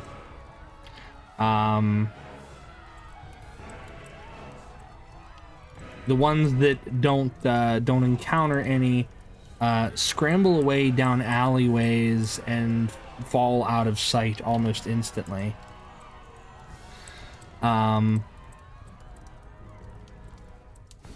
Other guards and other such civilians, civilians have been fled out of the area. So let me go ahead and change things here.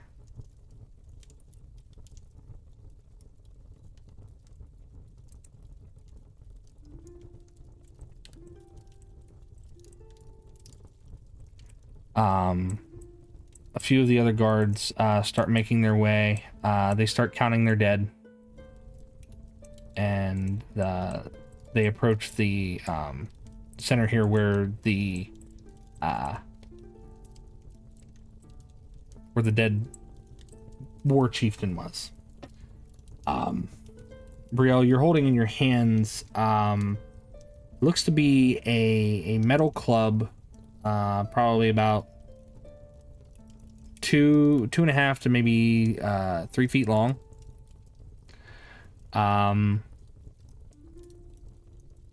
It doesn't look like anything you've ever seen before. It doesn't look like a normal weapon that you've seen before.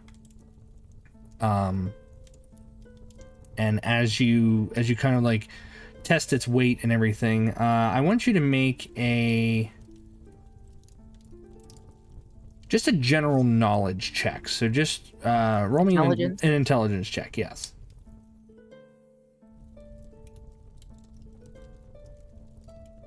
I am not very intelligent. It's an 11. Again, you're not sure how this weapon works. And as you hold it in your hand, there's the faint hum of electricity. You know, your hand comes into contact with it, and your hair kind of statics up a little bit, but you don't see it coursing off of it the way that the chieftain had held on to it. The other guards... I'm guessing nature doesn't apply even though it's lightning. Because it's more magical lightning. That's correct. That's correct. I'm just being sly or trying to be.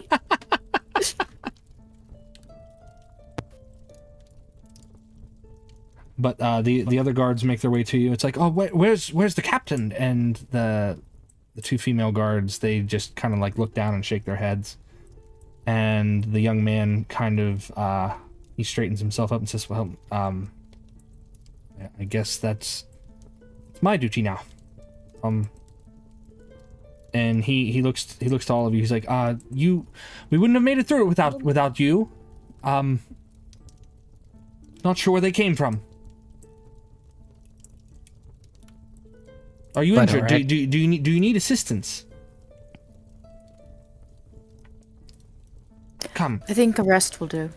Come with us. We've got an emergency triage set up towards the center of town. I can take you there, and we can nurse your wounds there, and hopefully we'll get some things cleaned up. And he looks to the other two guards. It's like, please just collect the others. I'll escort them to the triage center.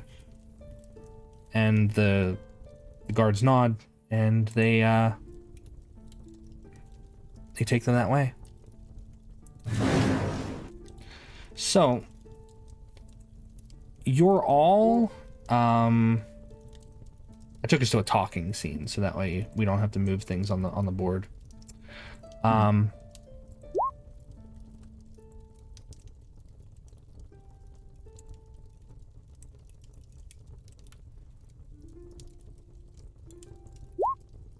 The port itself is now extremely quiet, save for the remnants of a few burning fires. Again, you find yourselves taken to a small set of tents. A lot of them look to be just stalls that they've pushed back together to further manage things. And you see civilians. You see some members of the tavern, the constabulary, and such things. You see them being tended to. And as you're brought over, you see one of the priests make their way to you. It's like, oh, injuries. Basically looking at the four of you to see what needs tended to. I'm guessing me and Kubo both I'm just look holding my pretty head. rough. Brielle has some damage too, but not probably as much as the other two. All right, so Kubo, you're doing what then? I'm holding my head.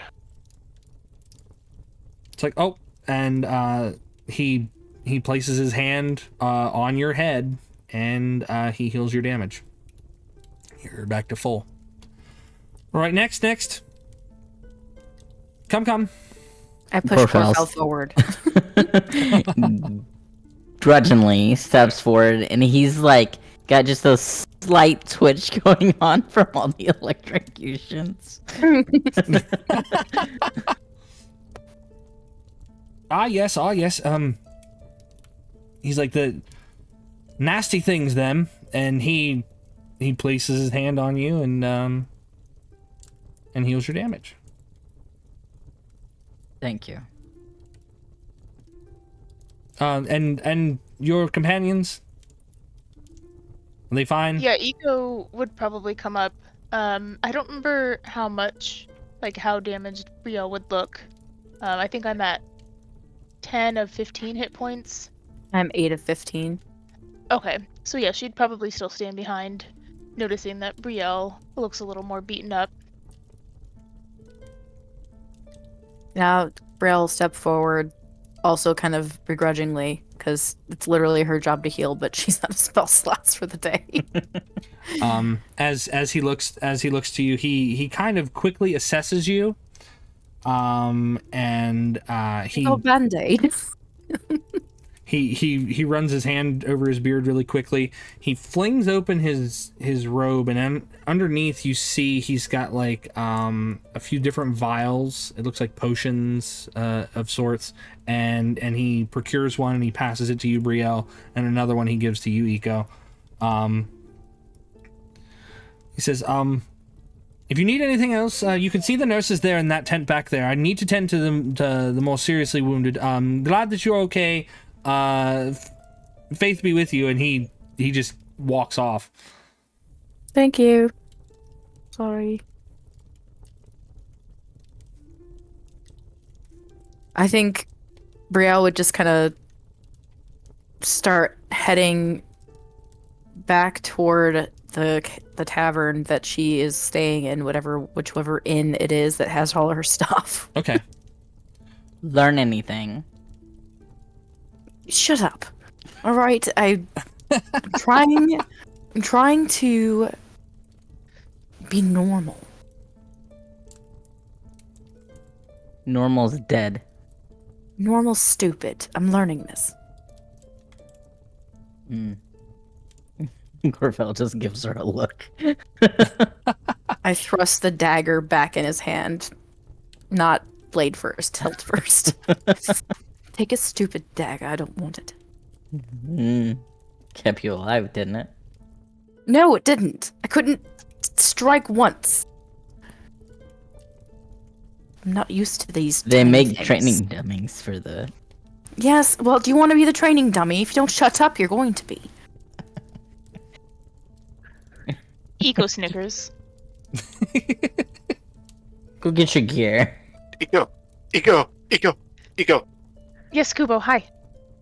How are you doing? Are you okay? I saw you took a really big hit, but you helped save us from the Yep. back guard.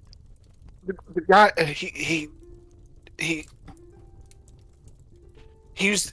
Did he use magic? He used magic. I felt better. Oh, you know the guy we just talked to? Magic can do that? Magic does that? I have to try this. Oh. I have to try this. How do I do this? I think you might have Question. to ask Brielle. Does it say, am I hearing conversation and do I understand the type of magic that he's not divinity-based magic? Well, I guess the question would be Magic, I can do this, right? Is Kubo being quiet about it? I don't assume that he has the wherewithal that other people can perceive him when he speaks. I just do it backwards, right? You know, I'm not very proficient, but I'm not sure that's how that works. That's definitely not how that works. But you know what? You should try it. He's gonna blow himself up. I don't recommend. If you don't know how, then you probably shouldn't try. Are you really sure you want to say that? No. This is why I said you should ask Brielle. But okay, so she's gonna say, like, no, I'm not really sure how healing magic works, but having witnessed that Brielle used healing magic during the fight, she's still gonna encourage him, like, hey, if you're really interested in that kind of magic, maybe you should ask Brielle or the person who healed all of us. speaking of the person who healed all of us, I'm guessing what I was handed was a healing potion. Yes. Okay, I'm gonna put that in my inventory because I didn't drink it, unless he was making me drink it when he gave it to me. No, he kind of passed it out because there's other injured civilians. Okay, cool. So he's like, you were brought with the guard, and the guard kind of, encouraged you to be healed because again, you helped stave off whatever this invasion was. I'm gonna save it for a rainy day. Okay. Another rainy day. Okay, it is just a light healing potion. It is just a light healing potion, 2d4. Yep. Thank you. But the other guard, he's still kind of standing back there, and it looks like he's got a gash on his side, but it's nothing too serious. And he makes his way up to the four of you. He's like, "Oh, I wish we could have met on better circumstances, but unfortunately, a raid is kind of well, it's not anything anyone expects. We really weren't ready for them." Clearly. Did anyone see where did we see them where they came from, or did they? Because I feel like they just came from the sky or disappeared or something. We were in the alleyway when they were. Yeah, heard you were in the screaming. alleyways. You heard screaming. Okay. You're not sure where they came from. So then I would ask the guard. Did anyone see where they came from? So some reports were saying that they came up through the sewers. Others said that they had scaled the walls. Others believe that they might have just been here for a while. Someone said they watched them meld directly out of the stone. Directly out of the stone. Yes, but we're getting so much conflicting information, and Captain Ben, and he pauses for a second, and he says, "Well, he would have had all of that on his person. We have to go through his effects and see, but if he had any information or anything written down from the initial reports, it would have been with him. So."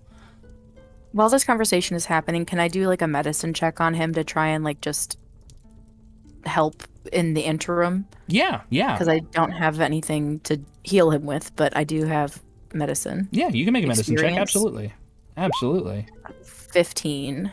You can see that he's got a wound across the middle portion of his ribs. Again, it's not deep enough to have hit any organs. It's bleeding, but you can staunch the bleeding. You put enough bandages on it and whatnot. Yeah. Gauze or ripped up clothes or something within reach just to help him put pressure on it. Exactly. While this conversation's happening, and just kind of out of instinct. As you're adding the pressure, he's like, ooh. In training, we have wooden swords, but... Yeah.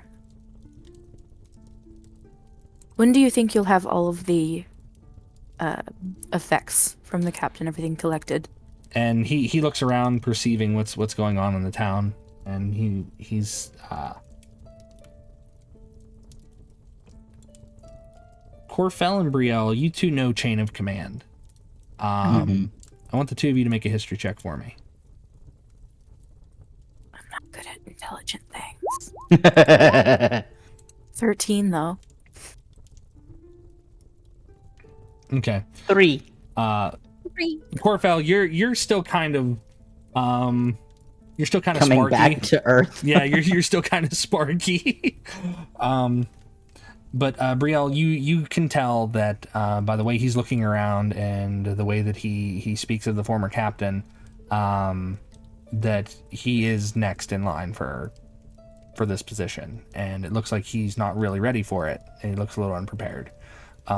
Well, if you just we can go back to the barracks, and once his effects are collected, we can go over them.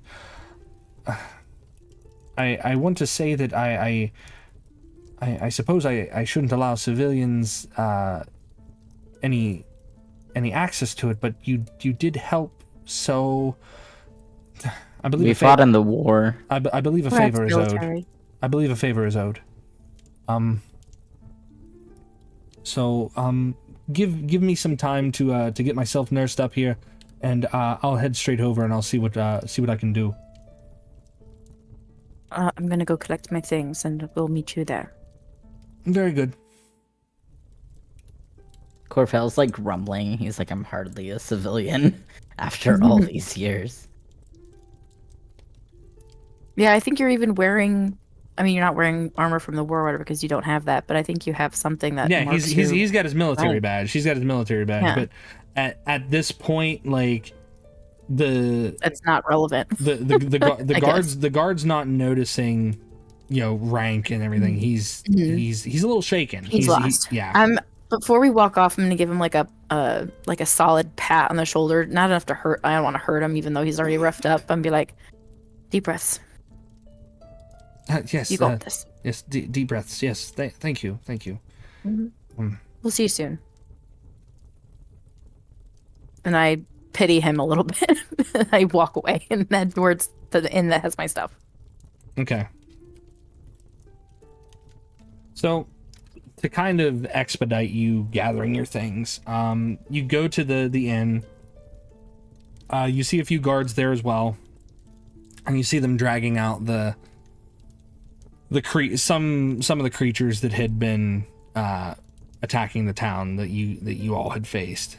You see them dragging a few of them out, and they're kind of commandeering merchant carts in order to get them thrown onto it to help clear the streets. But others, you see that they lay blankets over top of on top of other dead, and at that point, you figure that it's probably someone who lives in the town that they're covering up. You gather your things. They allow you to go in there to get your effects. The inn itself was not too terribly damaged, but enough so to warn them, they can't serve anything more today. So you get your things. Kubo and Ikko, what are the two of you doing?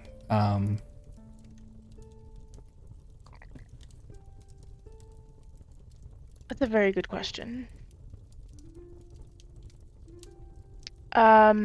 I think she would still want to stick with Brielle and Korfel, but I think I'm a little torn about where I should be going, because if Brielle is going to the inn to get her stuff, Ikko would probably try to stick with Korfel if he's still sticking around. He would be sticking with Brie. He's gonna be mostly concerned for the possibility that there's more attacks coming, because there's never just one attack of something of that magnitude. Hence why I'm grabbing my equipment. Right. Okay, so she would definitely just be following behind and encouraging Kubo to stick with her. Okay. And follow Korfel and Brielle. Unless, one of them is we don't want you here, but that seems at this unlikely point. Yeah, at this point there's a little bit of camaraderie there because they fought together. Yeah. He went down just, and she fought to literally, she ended the guy's life who took Korfel down, so right. He's gonna give her a little bit of the benefit of the doubt. Okay, so yeah, she'd just be kind of quietly following. Okay. Again, Brielle, you gather your things, you get all of your personal effects out of the inn. I think I'd also while we're walking, getting my things or putting on my armor or whatever, talk to Korfel. Do you think we should return that alley? See if there's maybe a sewer or something, because they say that they came out of the sewers. We can check again, but I doubt we'll find anything more than we already have. Had an odd feeling there. It's been an odd day. You're not wrong. I just grab my equipment and then we'd, I guess, head towards the barracks unless anybody else had a plan.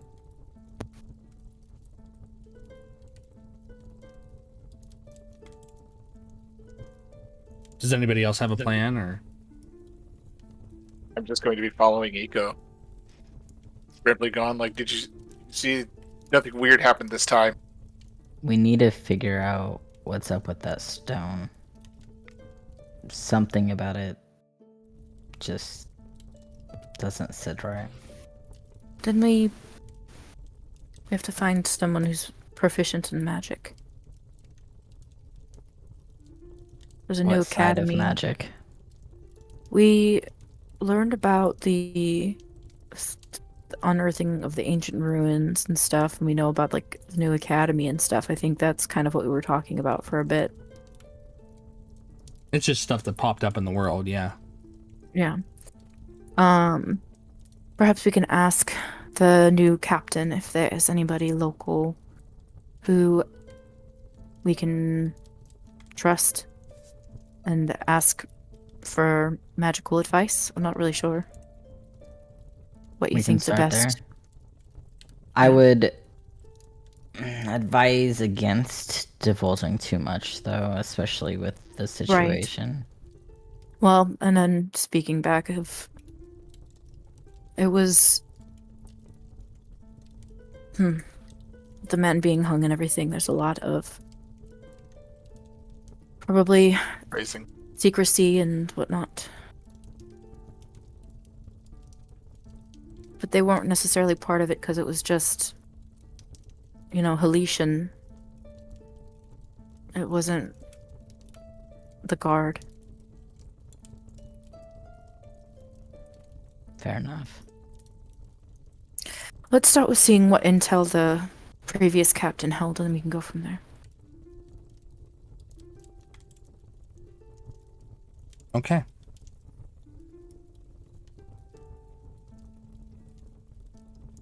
So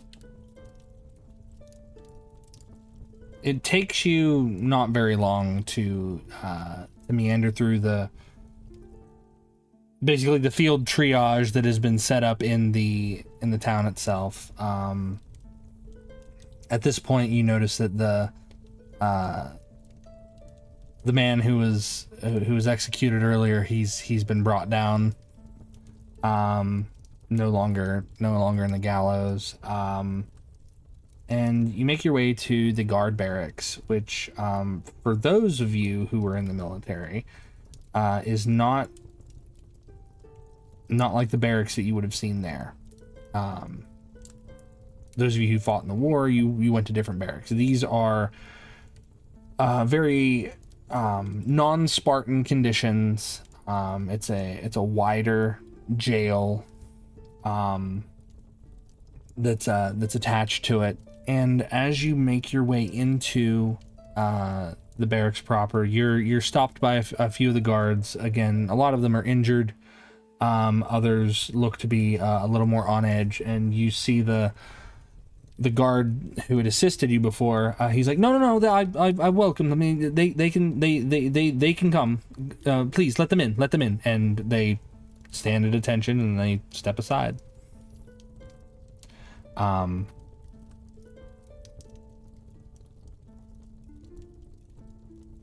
I nod and step forward. Thank you. Yes. We went through Captain Ben's effects, and we took his personal journal, and I don't feel as right reading it, but it's where he kept his notes. And he brings out this small field journal, and he starts flipping through some of the more recent entries, and you see some quickly scrawled information in there, and he kind of passes it off to all of you. He's like, "No, I can't let you keep it. Obviously for reasons. But if you need any of the information from there, please feel free to write it down. I've got a quill and some paper over there, on the ledger. If there's anything I can do, please do let me know." Did we get your name? Oh no, my name's Lucifer. Lucifer. I'm Brielle. Very nice to meet you. They can Again. introduce themselves if they're interested. And I kind of walk past him and sit down and start going through the journal. Okay. Straight to business, that one. Is there some sort of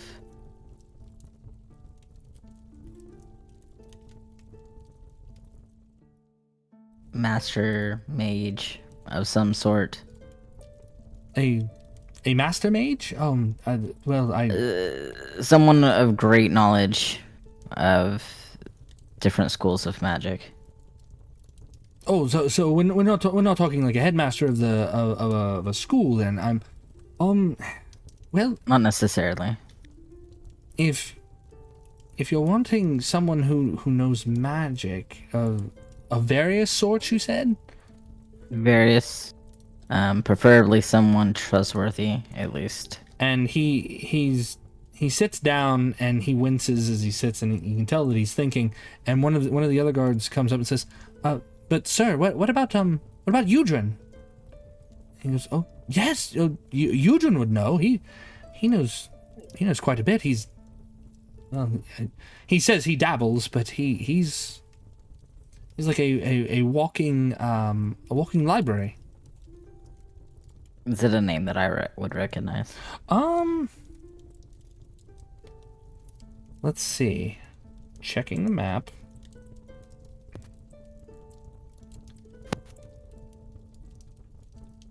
I'm old and I'm well traveled, so Yeah, that's Actually, I will let everyone make a history check, because you probably do know this name. Jeez, I can't roll for shit. Ooh, I got a 17. Okay.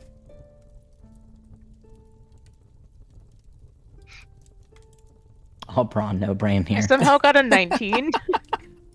Hey, look, we all have +0. None of us took history, it looks like. Wait, we're so rolling unless- history check. Oh, Yeah, go Kubo. I believe Yeah, in you with your Kubo probably got that He negative rolls a 20. 1. nat He's 20 gonna roll and it. just knows Hey, everything. he still got a 17 with a negative 1. So Jeez. where Korfel is well traveled, he has missed the opportunities where Udrin has visited his community. Like, he's been He's away. probably not into magic. He's not interested in the magic end of things, Yeah. mostly. So he's not been home when Udrin visits. So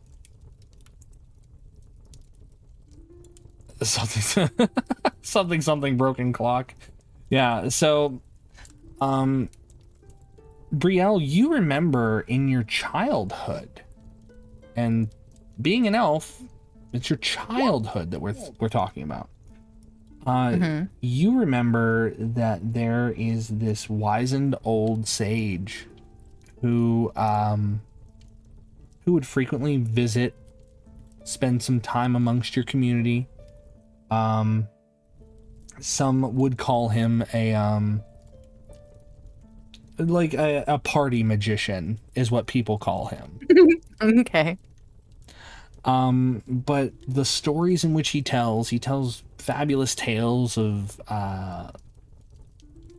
beholders and sphinxes and other such fantastical creatures, and the amount of knowledge that he manages to maintain amongst himself is it rivals that of the god of knowledge himself. Ikko and Kubo, the two of you've seen Udrin before. He's visited your communities and spent time amongst you. Might not have talked to you personally, but you know who you're looking for.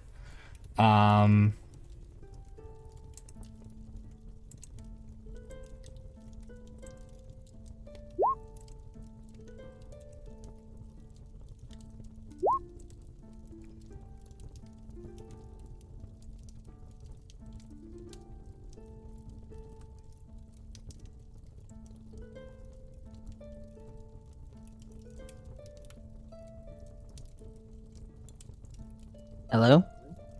Hold on, I'm typing. Oh, okay. Sorry, he's I responding. I I'm just went responding. silent, and I was like, No, did I I'm- lose everybody? No, I'm. It's over. It's died. over. I just heard crickets, so I was like, No. I was. Thank you. I was responding to how to spell Udrin's name. oh, okay. Fair enough. You were asked just those like weird- mid Take sentence notes. and then you stopped talking. I take the notes. I need to know these things. Glad somebody does. Okay. My notes are. Meh. So I'm going to have to share this with the right players because the only one who doesn't know them is Korfel. Where So- do we find him? Do we know this information?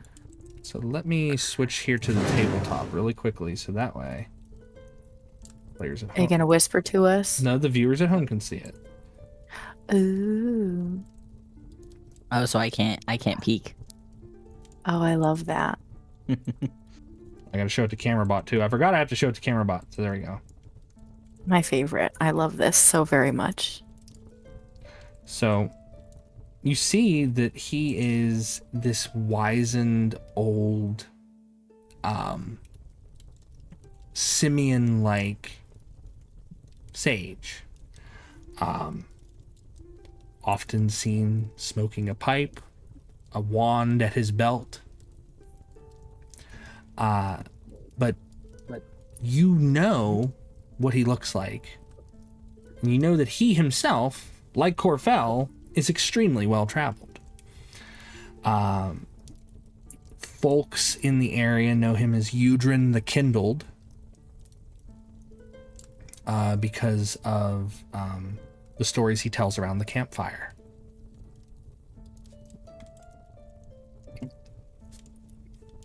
Would we know where to find him? Like, he's obviously well traveled, so does he have... Would we know if he has, like, a home base?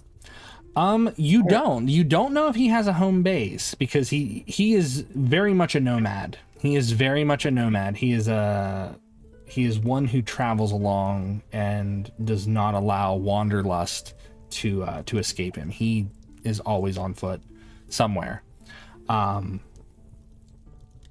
Is there Go ahead. anything within these notes that I'm looking at from the captain that I probably doesn't reference him at all because it's not super relevant to anything, but I don't know how far back his journal goes. And if this guy travels a lot, then maybe there's a note of when he was last here or something. Actually, make an investigation check for me with advantage because you have his notebook in front of you. I'm bad at all the intelligent things because I'm You're apparently the one not. choosing to research. I'm just giving you the Natural research checks. 20. No, I know it's totally valid. I should probably give it to somebody else. But yeah, I got a nat 20. Fantastic. You're specifically looking for indicators of Udrin. Mhm. And you see that maybe about a month or so ago, he had come through saying he had visited from Dunmerrin.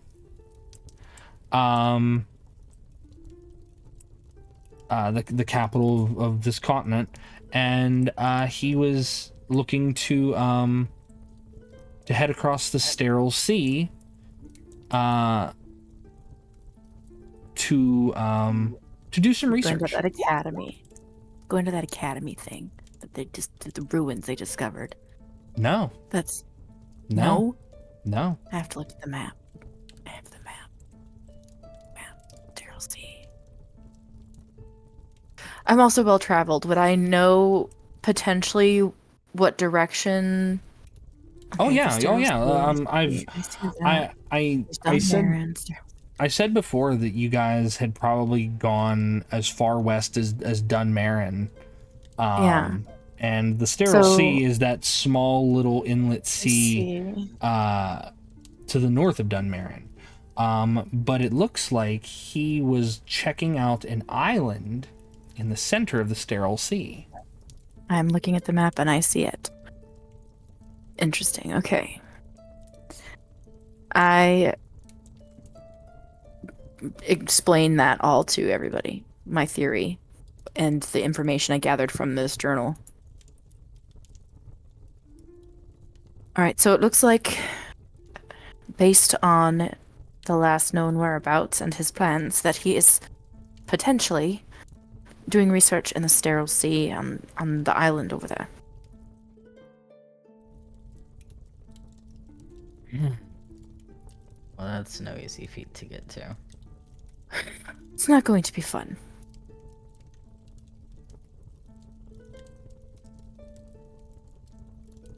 But I think it's something that we're going to have to do. So, with the history checks, so again, Ikko and Kubo have seen him within recent year. Okay, within recent year, they've seen him, whether he's traveled through or what have you. With Brielle, again, he visited in your youth. So, you're how old again? 212. Yeah. So, Down, Grandma. so for him to have visited when you were a young girl, he himself has to be well aged. Quite aged, yeah. So potentially on death's door. I don't know how long his species lives. Or his race, what do we call it now? Yeah, it's still race. I still use race instead of species. Versus, yeah, it's yeah. But what the three of you are able to tell is that if someone were to need some magical information, he would just be able to pull it out of thin air. And if he can't pull it out of thin air, give him a moment, and he would do so eventually. So you know him as a very wizened person, someone who's very knowledgeable of magic and other such things. I really quickly, not really quickly, I'm making time. I'm looking through the journal for any information about the stone, about the man who found the stone, or the situation involving that, or any other strange out-of-place occurrences that have happened recently in the port. So nothing specifically about the stone other than a remark that the captain had taken down about what the suspect, or the accused, the guilty party, had been saying about it. The stone will take you. You see a few lines of that. You see that the scuffle had broken out in the alleyway between himself and one other person. Another person scurried off, and there's a vague description of them. A half-elven man, short dark hair, was wearing a yellow tunic and brown pants. But that's all that the other suspect, the accused, the now deceased, was able to get from them. So,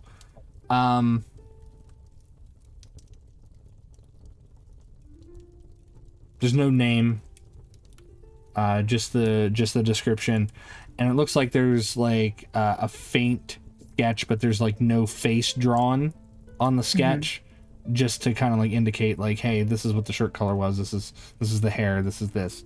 And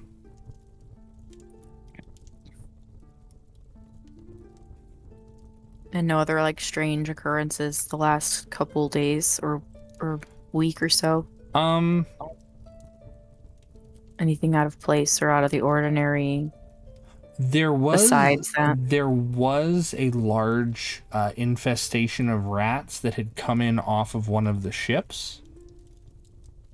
All of the food stores that were carried on that ship had been completely devoured by these rats, and when the barrels and crates were offloaded, the rats scurried elsewhere and ventured into the sewers, the sea, basements, cellars, things of that sort. But other than that, that is the strangest thing that has happened. Okay. Remind me again, what is the new captain's name? I keep remembering the dead captain's name. The new captain's name is Lucivar. Lucivar. And you want to tell me how to spell that one? Lucivar. All right. I'm gonna hand the journal to Korfel. See if I've missed anything. Okay, so I'll study it as well. Just for the hell of it. And then I look at the new captain at Lucivar. We're probably going to need some supplies and transport to find Udrin. Is there anything?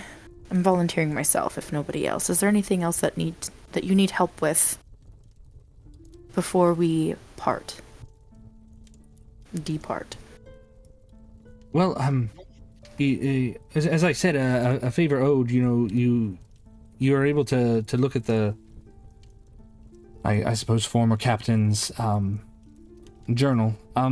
As far as provisions and mode of transport, I don't know if we have much that we'd be able to spare, unfortunately. Some of the stables were ransacked during the raid, and we're looking to recollect what might have been damaged, and we have to recompense others from the treasury for those that had their animals insured and things of that sort. But provisions, we can give you. We can give you what we can, but we're not going to be able to give you a mode of transport, unfortunately. The roads themselves are safe, from what I hear. There aren't any bandit attacks between here and Sordaris. Would I know of like a job board or anything in the port if I wanted to like make extra coin before we left? Not that I necessarily have time to do that, but just as a thought process. And another guard, she walks up and she sets down a small chest, and she opens it up. She goes, "Sir, this is this is what we managed to collect from earlier, but during a raid sometimes things go missing." And she kind of like looks to him, and he looks to her, and they share this knowing look, and he's like, "Oh yes, of course. I mean, it's off the record, obviously.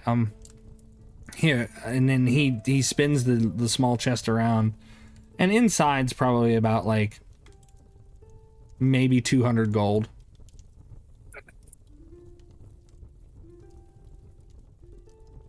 Thank you. That is generous. I mean, the four of you, I mean, I know it's not much, but It is greatly appreciated. No, And what is greatly appreciated is your assistance to our town. I know that there was a lot of commotion, and things got a little tense. But were it not for your assistance, well, I don't know. We still had the High Marshal and everyone on our side, but it seemed like the tide of battle turned a little bit when that larger one went down. we were happy to help. I'm glad you were there. I'm glad I was there too. Although I wish I came more prepared, and I kind of nudged Korfel just because. You don't I know say. He's never gonna let you live this down, and you feel that deep in your bones. I know. That's why I'm making fun of myself for it at this point, because I know that there's no way that I'm gonna. If this is my way of like accepting it, so that it doesn't piss me off every time. If the four of you need provisions, you can head down to the barracks kitchen. Take what you need. We'll replenish from what we managed to ration out from the town itself. We'll replenish regardless. So take what you need.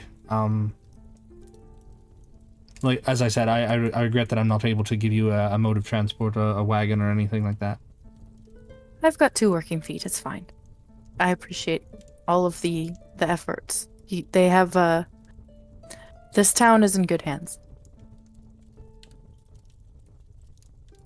and he lets out a long sigh as if like allowing the pressure of new position to no longer weigh on him for as heavily. But yeah, he sighs and says, well, you know, the barristers and the high marshals, they will look after the town. I'm just a guard captain. And he looks over to a desk, and you could tell it's not his desk, but it is now. Yeah. It was I'm not sorry his for your desk. loss.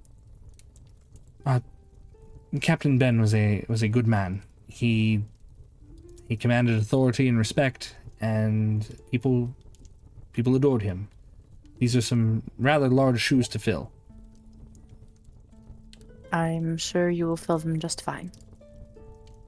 Thank you, Brielle. Thank you. Don't be afraid Captain. to ask for help from those with more experience. No, of course not. Of course not. But yes, if there is anything I can, anything more that I can do, I will try my best. Rest. That's all I say. Yeah, he's. You know he needs to. You know he needs to. I know he needs to. Uh, I hand him. No, wait. Korfel has the journal. Never mind. Yeah, Korfel's I got don't the have it journal. anymore.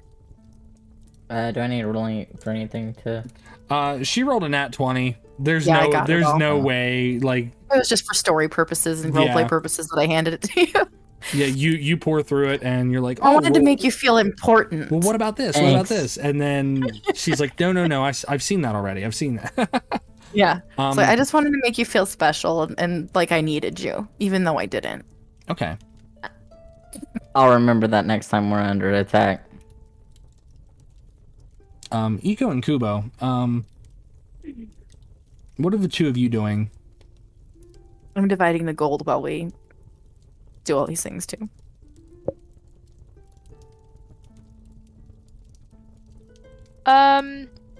Ikko, is it time for food?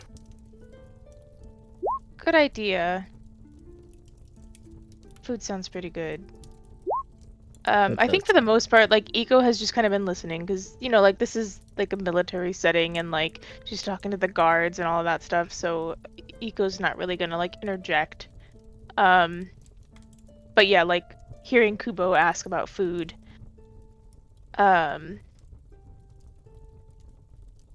Well, you just heard that the barracks kitchen is open to Yeah, us. they mentioned food. yeah, They okay, did so I think- mention food, and they did say the kitchen was open. Right. Okay, so I think Ikko is gonna probably approach Brielle and Korfel.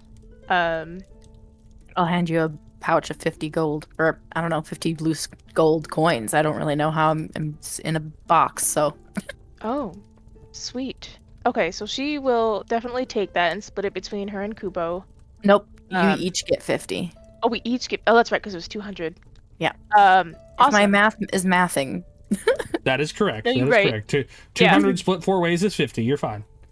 She's gonna like try not to drool over the bag of 50 coins, and just be like, "Thank you," and like really appreciatively, like just honestly, like, because knowing that Brielle has been kind of skeptical of her just being around anyway. So yeah, she's gonna look up and be like, "Oh, thank you. I think we're gonna head down to the barracks and get some food. I think Kubo's getting kind of hungry." Thank you for fighting and not running. Yeah, of course. I told you that I wanted to help. I don't Hope is abandon. subjective. You're right. Just gnawing at the quarterstaff at this point. All right, all right. Yeah, I think we need to go before he just starts like munching on furniture. So, but please come find us because I do want to continue assisting with this. Like, there's obviously some greater threat happening, and this is my home. Before And they insight, leave, who has Jenny. the rock? I have it. I have the stone. Okay. I have not sleight of handed it. Korfel is like. Yeah, inventory check. Do I mhm. still have the stone in my pocket? Ikko has not pilfered it, so yes, you still have it. So, Okay, I want to insight check her for her sincerity if I can. okay, well, before you do that, Okay, before I do that. Ikko and Brielle, Yeah. you go to procure the stone, and the two of you feel this faint thrum in the air, like a vroom, vroom, vroom. There's a resonance that is silent yet deafening at the same time. There's a pulse, like a ripple through still water, vibrating deep within both of your skulls. There's no voice, there's no language that shapes itself in your mind, no words demand understanding. Instead, there's a sound. It's distant, unfamiliar, yet instinctively known. It's like the heartbeat of something impossibly vast, deeper than thunder, older than mountains.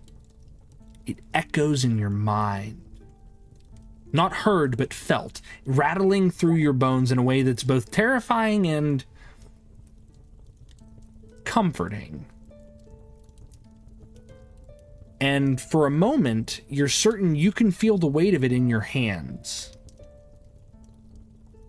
Both of you can feel this, even if you're not the one holding it. There's a flash. There's a vast stone circle, half buried in the earth, worn down by wind and time. Their veins in the surface begin to pulse red, sluggish, like a thing that's half asleep. The wind howls, or perhaps it breathes.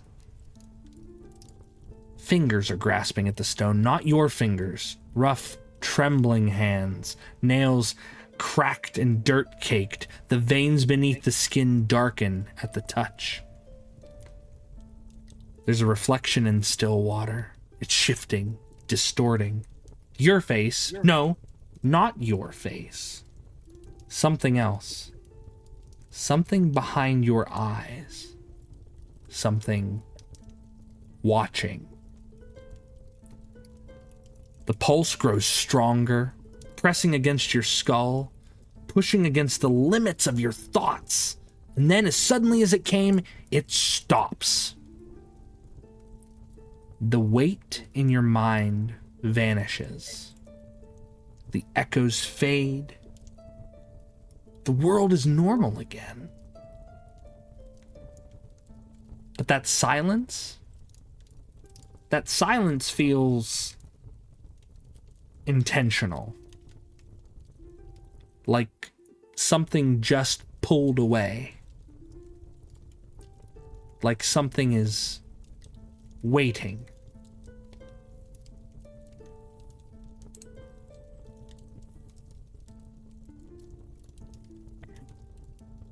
I look at Ikko, and I think when our eyes meet, we both kind of, like, it's obvious, like we know it happened, or we realize that we felt and experienced the same thing. Mm-hmm. And I think in that moment, like, Brielle doesn't even know how to react or what to do. And, like, palms the stone in her pocket but doesn't pull it out.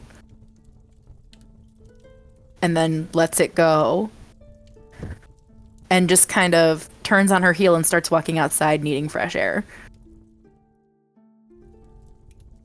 Yeah, I think Ikko is pretty freaked out as well. So, like, would she have do I need to do like an insight check to recognize that this was triggered by Brielle reaching for the stone? Yeah, go ahead and make an insight check. Go ahead. Okay.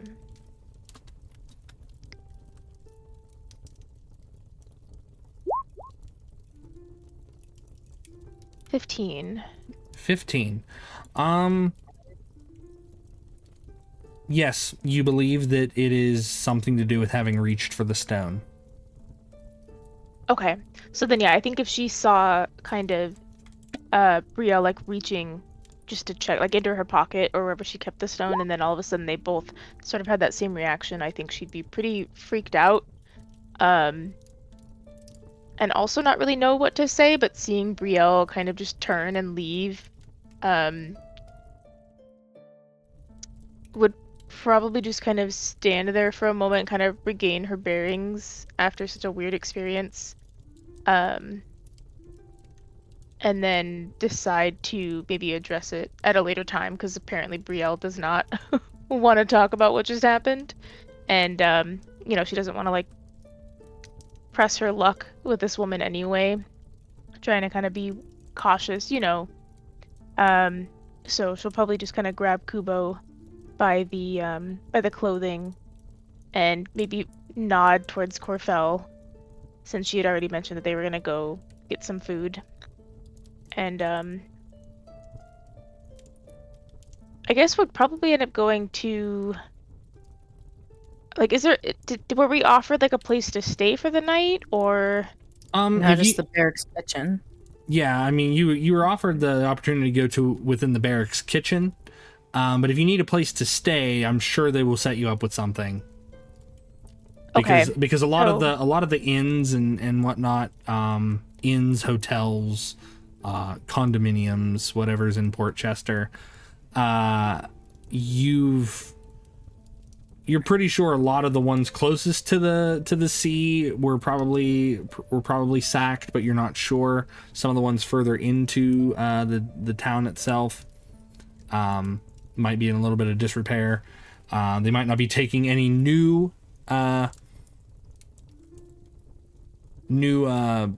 people in terms of new guests. Thank you. I couldn't think of the word. Words. English is say, hard. Words are hard. Words are hard, man.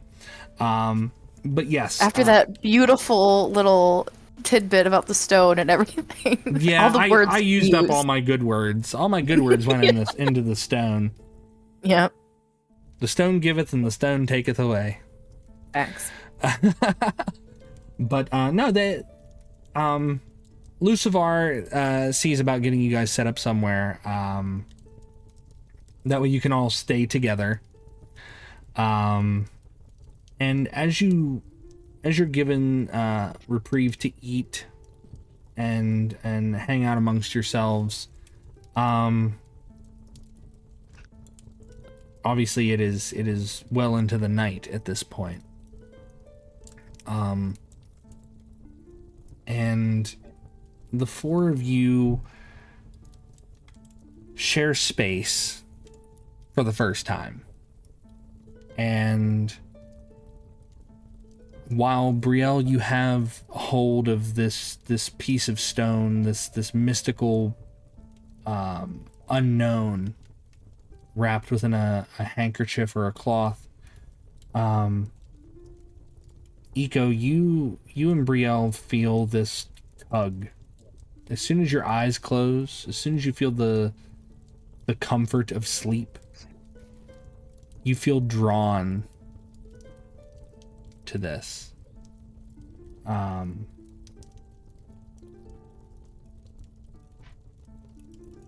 You're not sure why. You're not sure if it's because the two of you noticed it first. You're not sure if it has anything to do with that vision that you shared. But the two of you know, before you drift off to sleep, you open your eyes and you lock eyes from across the room or wherever you happen to be bedding down, whether it's, beds across the room or one of you making your way into the room after having bathed or anything like that. You notice that there's a connection there now. And the thing tethering it is this mysterious stone.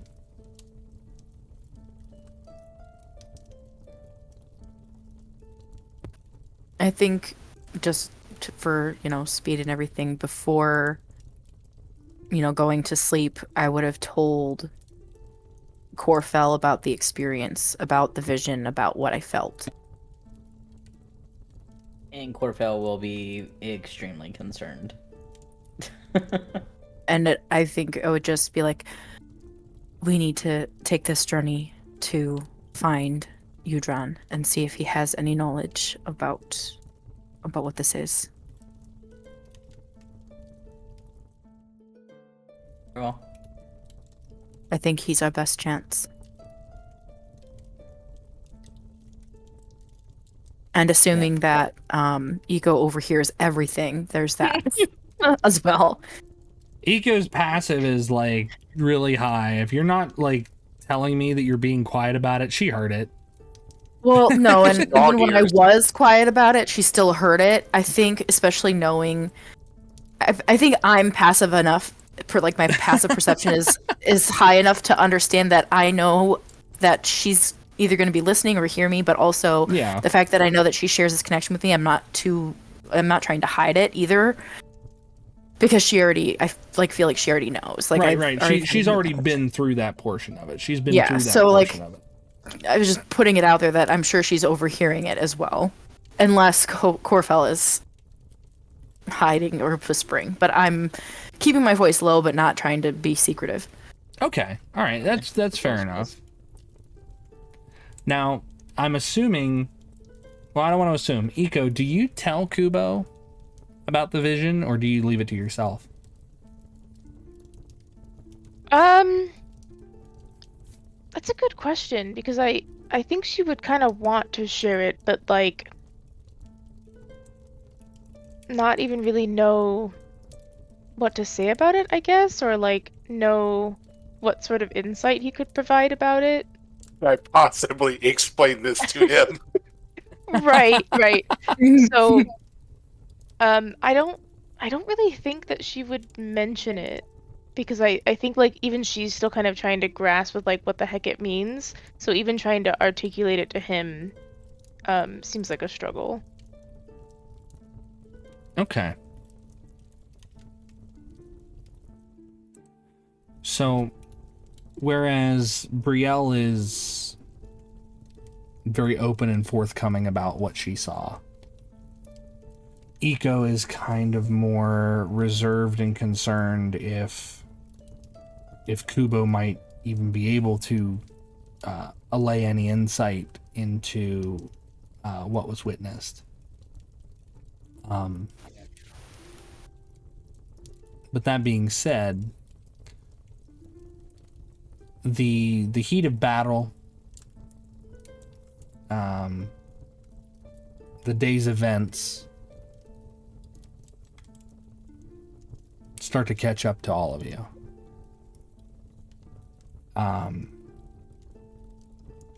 While the elves among you don't need sleep, you do still need to rest. And your bodies are definitely telling you that you need to. And I think that's a good place to end for the night. And we will resume next time. After a long rest. After a long rest and a level up. Whoa. yes. Oh. Fascinating. I'm a big kid now. You know what that means? More spells? Tell us. That means things might get a little crazy. That's fun. Oh no! Wait, wild magic. Spell shaping bullshit. Yeah. Oh dear, I don't know what to expect. So Oath of vengeance. So Shall while we roll? it is only the second episode and players started out at second level, this was to get them kind of through a bit of a prologue and get them to get a feeling for how they operate. And a level up is warranted after such a gruesome battle. But don't get complacent, players. That's not going to happen every session or every other session. I'm surprised it happened this time, I was too. and thankful. Shall we roll our hit dice, or we want to do that next time, or? If you guys want to do them on stream, go ahead. Let's roll those hit I dice already on forgot stream. how to do this. Oh, I know. Wait, what? I already forgot Oh. how to do it. he forgot how to roll his hit You roll your dice. hit dice. So if you have a D8 or D10 or whatever it is, you roll it, and then you do that plus your Constitution, and you add it to what you have. Yes. Yeah, you've already confused me. Hold on. Me too. What is your hit die? 3d10. So you have a D10. D10, So you roll a D10, Oh, okay. and then whatever you roll on the D10, you add your Constitution modifier to it, and that is what you add to your current hit points. I got a 10. Amazing. So 10 plus whatever your Constitution modifier is. So Roll. 10 plus 2, so 12. And then you add Hey. that to your current HP. Nice. Kubo got a lot of hit points. Yeah, that'll be 7 added. I rolled a 5, so I get plus 6. I don't remember where to find what my hit die are. You are a rogue, so you have a D8 for hit die. So you- it's D8, right? Yeah. Yeah, Yeah, you- it's D8. Yep. I'm beefy.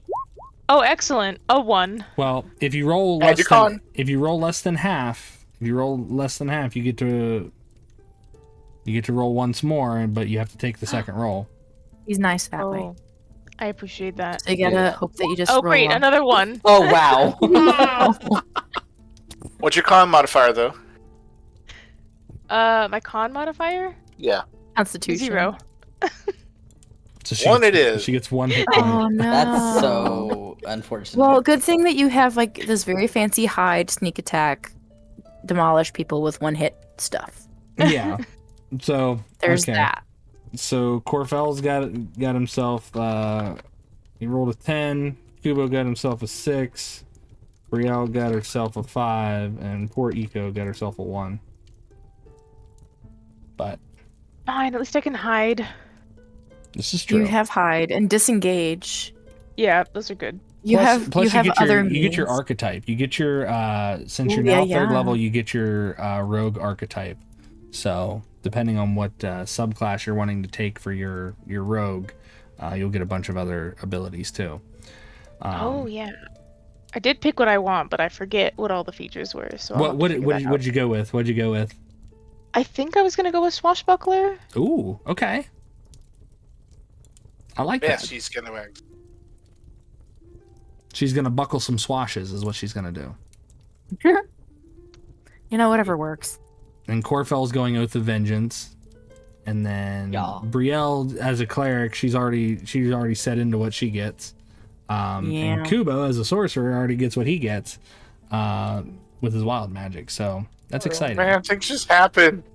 I get to pick another spell at least, or I have another spell slot. This is true. So That's a good thing. so what we have on the schedule, since we played this Thursday, the next Thursday we're looking at is the 27th. My birthday. It's your birthday. Are we playing on your birthday, or are we I not have playing? no idea. That's Okay. yeah, that's kind of where I'm at, to be honest. So it's up in I'm the not gonna air. lie. I have no idea. It's up in the air. We might play that Thursday. We might play the following Thursday, the 6th. If we have to skip it, would it be okay if we played it on the 6th of March Yeah, instead? yeah. Mm-hmm. That's Yeah, it's fine. What are you turning? 34? yep. Old. Hey, I I'm know. about to be 37. Hey, So- quick question. What do the dinosaurs look like? Funny. Hilarious. What would He's calling me very old. I asked what the dinosaurs were like. Hey! Guess what I just won? Do you know what Price Picks is? no? Mm-mm. Well, I Sorry. just won $73 on Price Picks. Well, That's amazing. congratulations. Congratulations. Thank you. Thanks. I bet birthday. on Did you hear NBA. that, guys? The next session is on Beast. I was just going to say, hey, guess I who's was covering about to buy D&D? Avowed. Y'all are so mean. All right. I've been watching D&D. Stormy play it all day. I'm like, I want it. All right, guys. Well, This is where we're gonna end for the night. And then if you want to keep up on the socials, I'll have this VOD uploaded probably next week.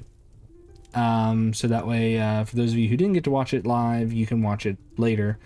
If you need to, you can find the YouTube channel there.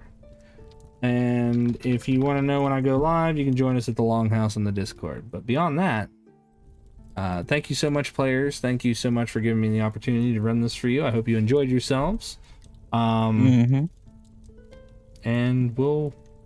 I'll mute the Discord call, and then I'll let my players go about their business, because I have to get some rest. I have to get some sleep, because technically it's Friday for me. 7 p.m. Eastern Standard Time, we've got Curse of Strahd. So Whoop, whoop, coming back to that. whoop, whoop. But real quick, Emrys Farron, thank you so much for the raid. You're an amazing person. Next Door Arcade, thank you for the raid. You guys are great. Tom Foolery, thank you for the bits. Next Door Arcade, thank you for the follow. Thank you guys so much. We really appreciate the support here. So beyond that, players, I'm going to mute the Discord call. That way I can find someone to raid out to, and then we'll go from there. So thank you. Thank you. Thank you. Thank friend. All right, guys. They're great. I love them. So we're going to find someone to raid out to. Maybe we should raid to more D&D? What do you think? More D&D? Does that sound good? It sounds good to me, I think. Where are they? Oh, they're pretty early into their game, so we're gonna go ahead and raid into Insomnia Night. Insomnia Night has a very chaotic stream setup when it comes to their D&D, but it's a lot of fun.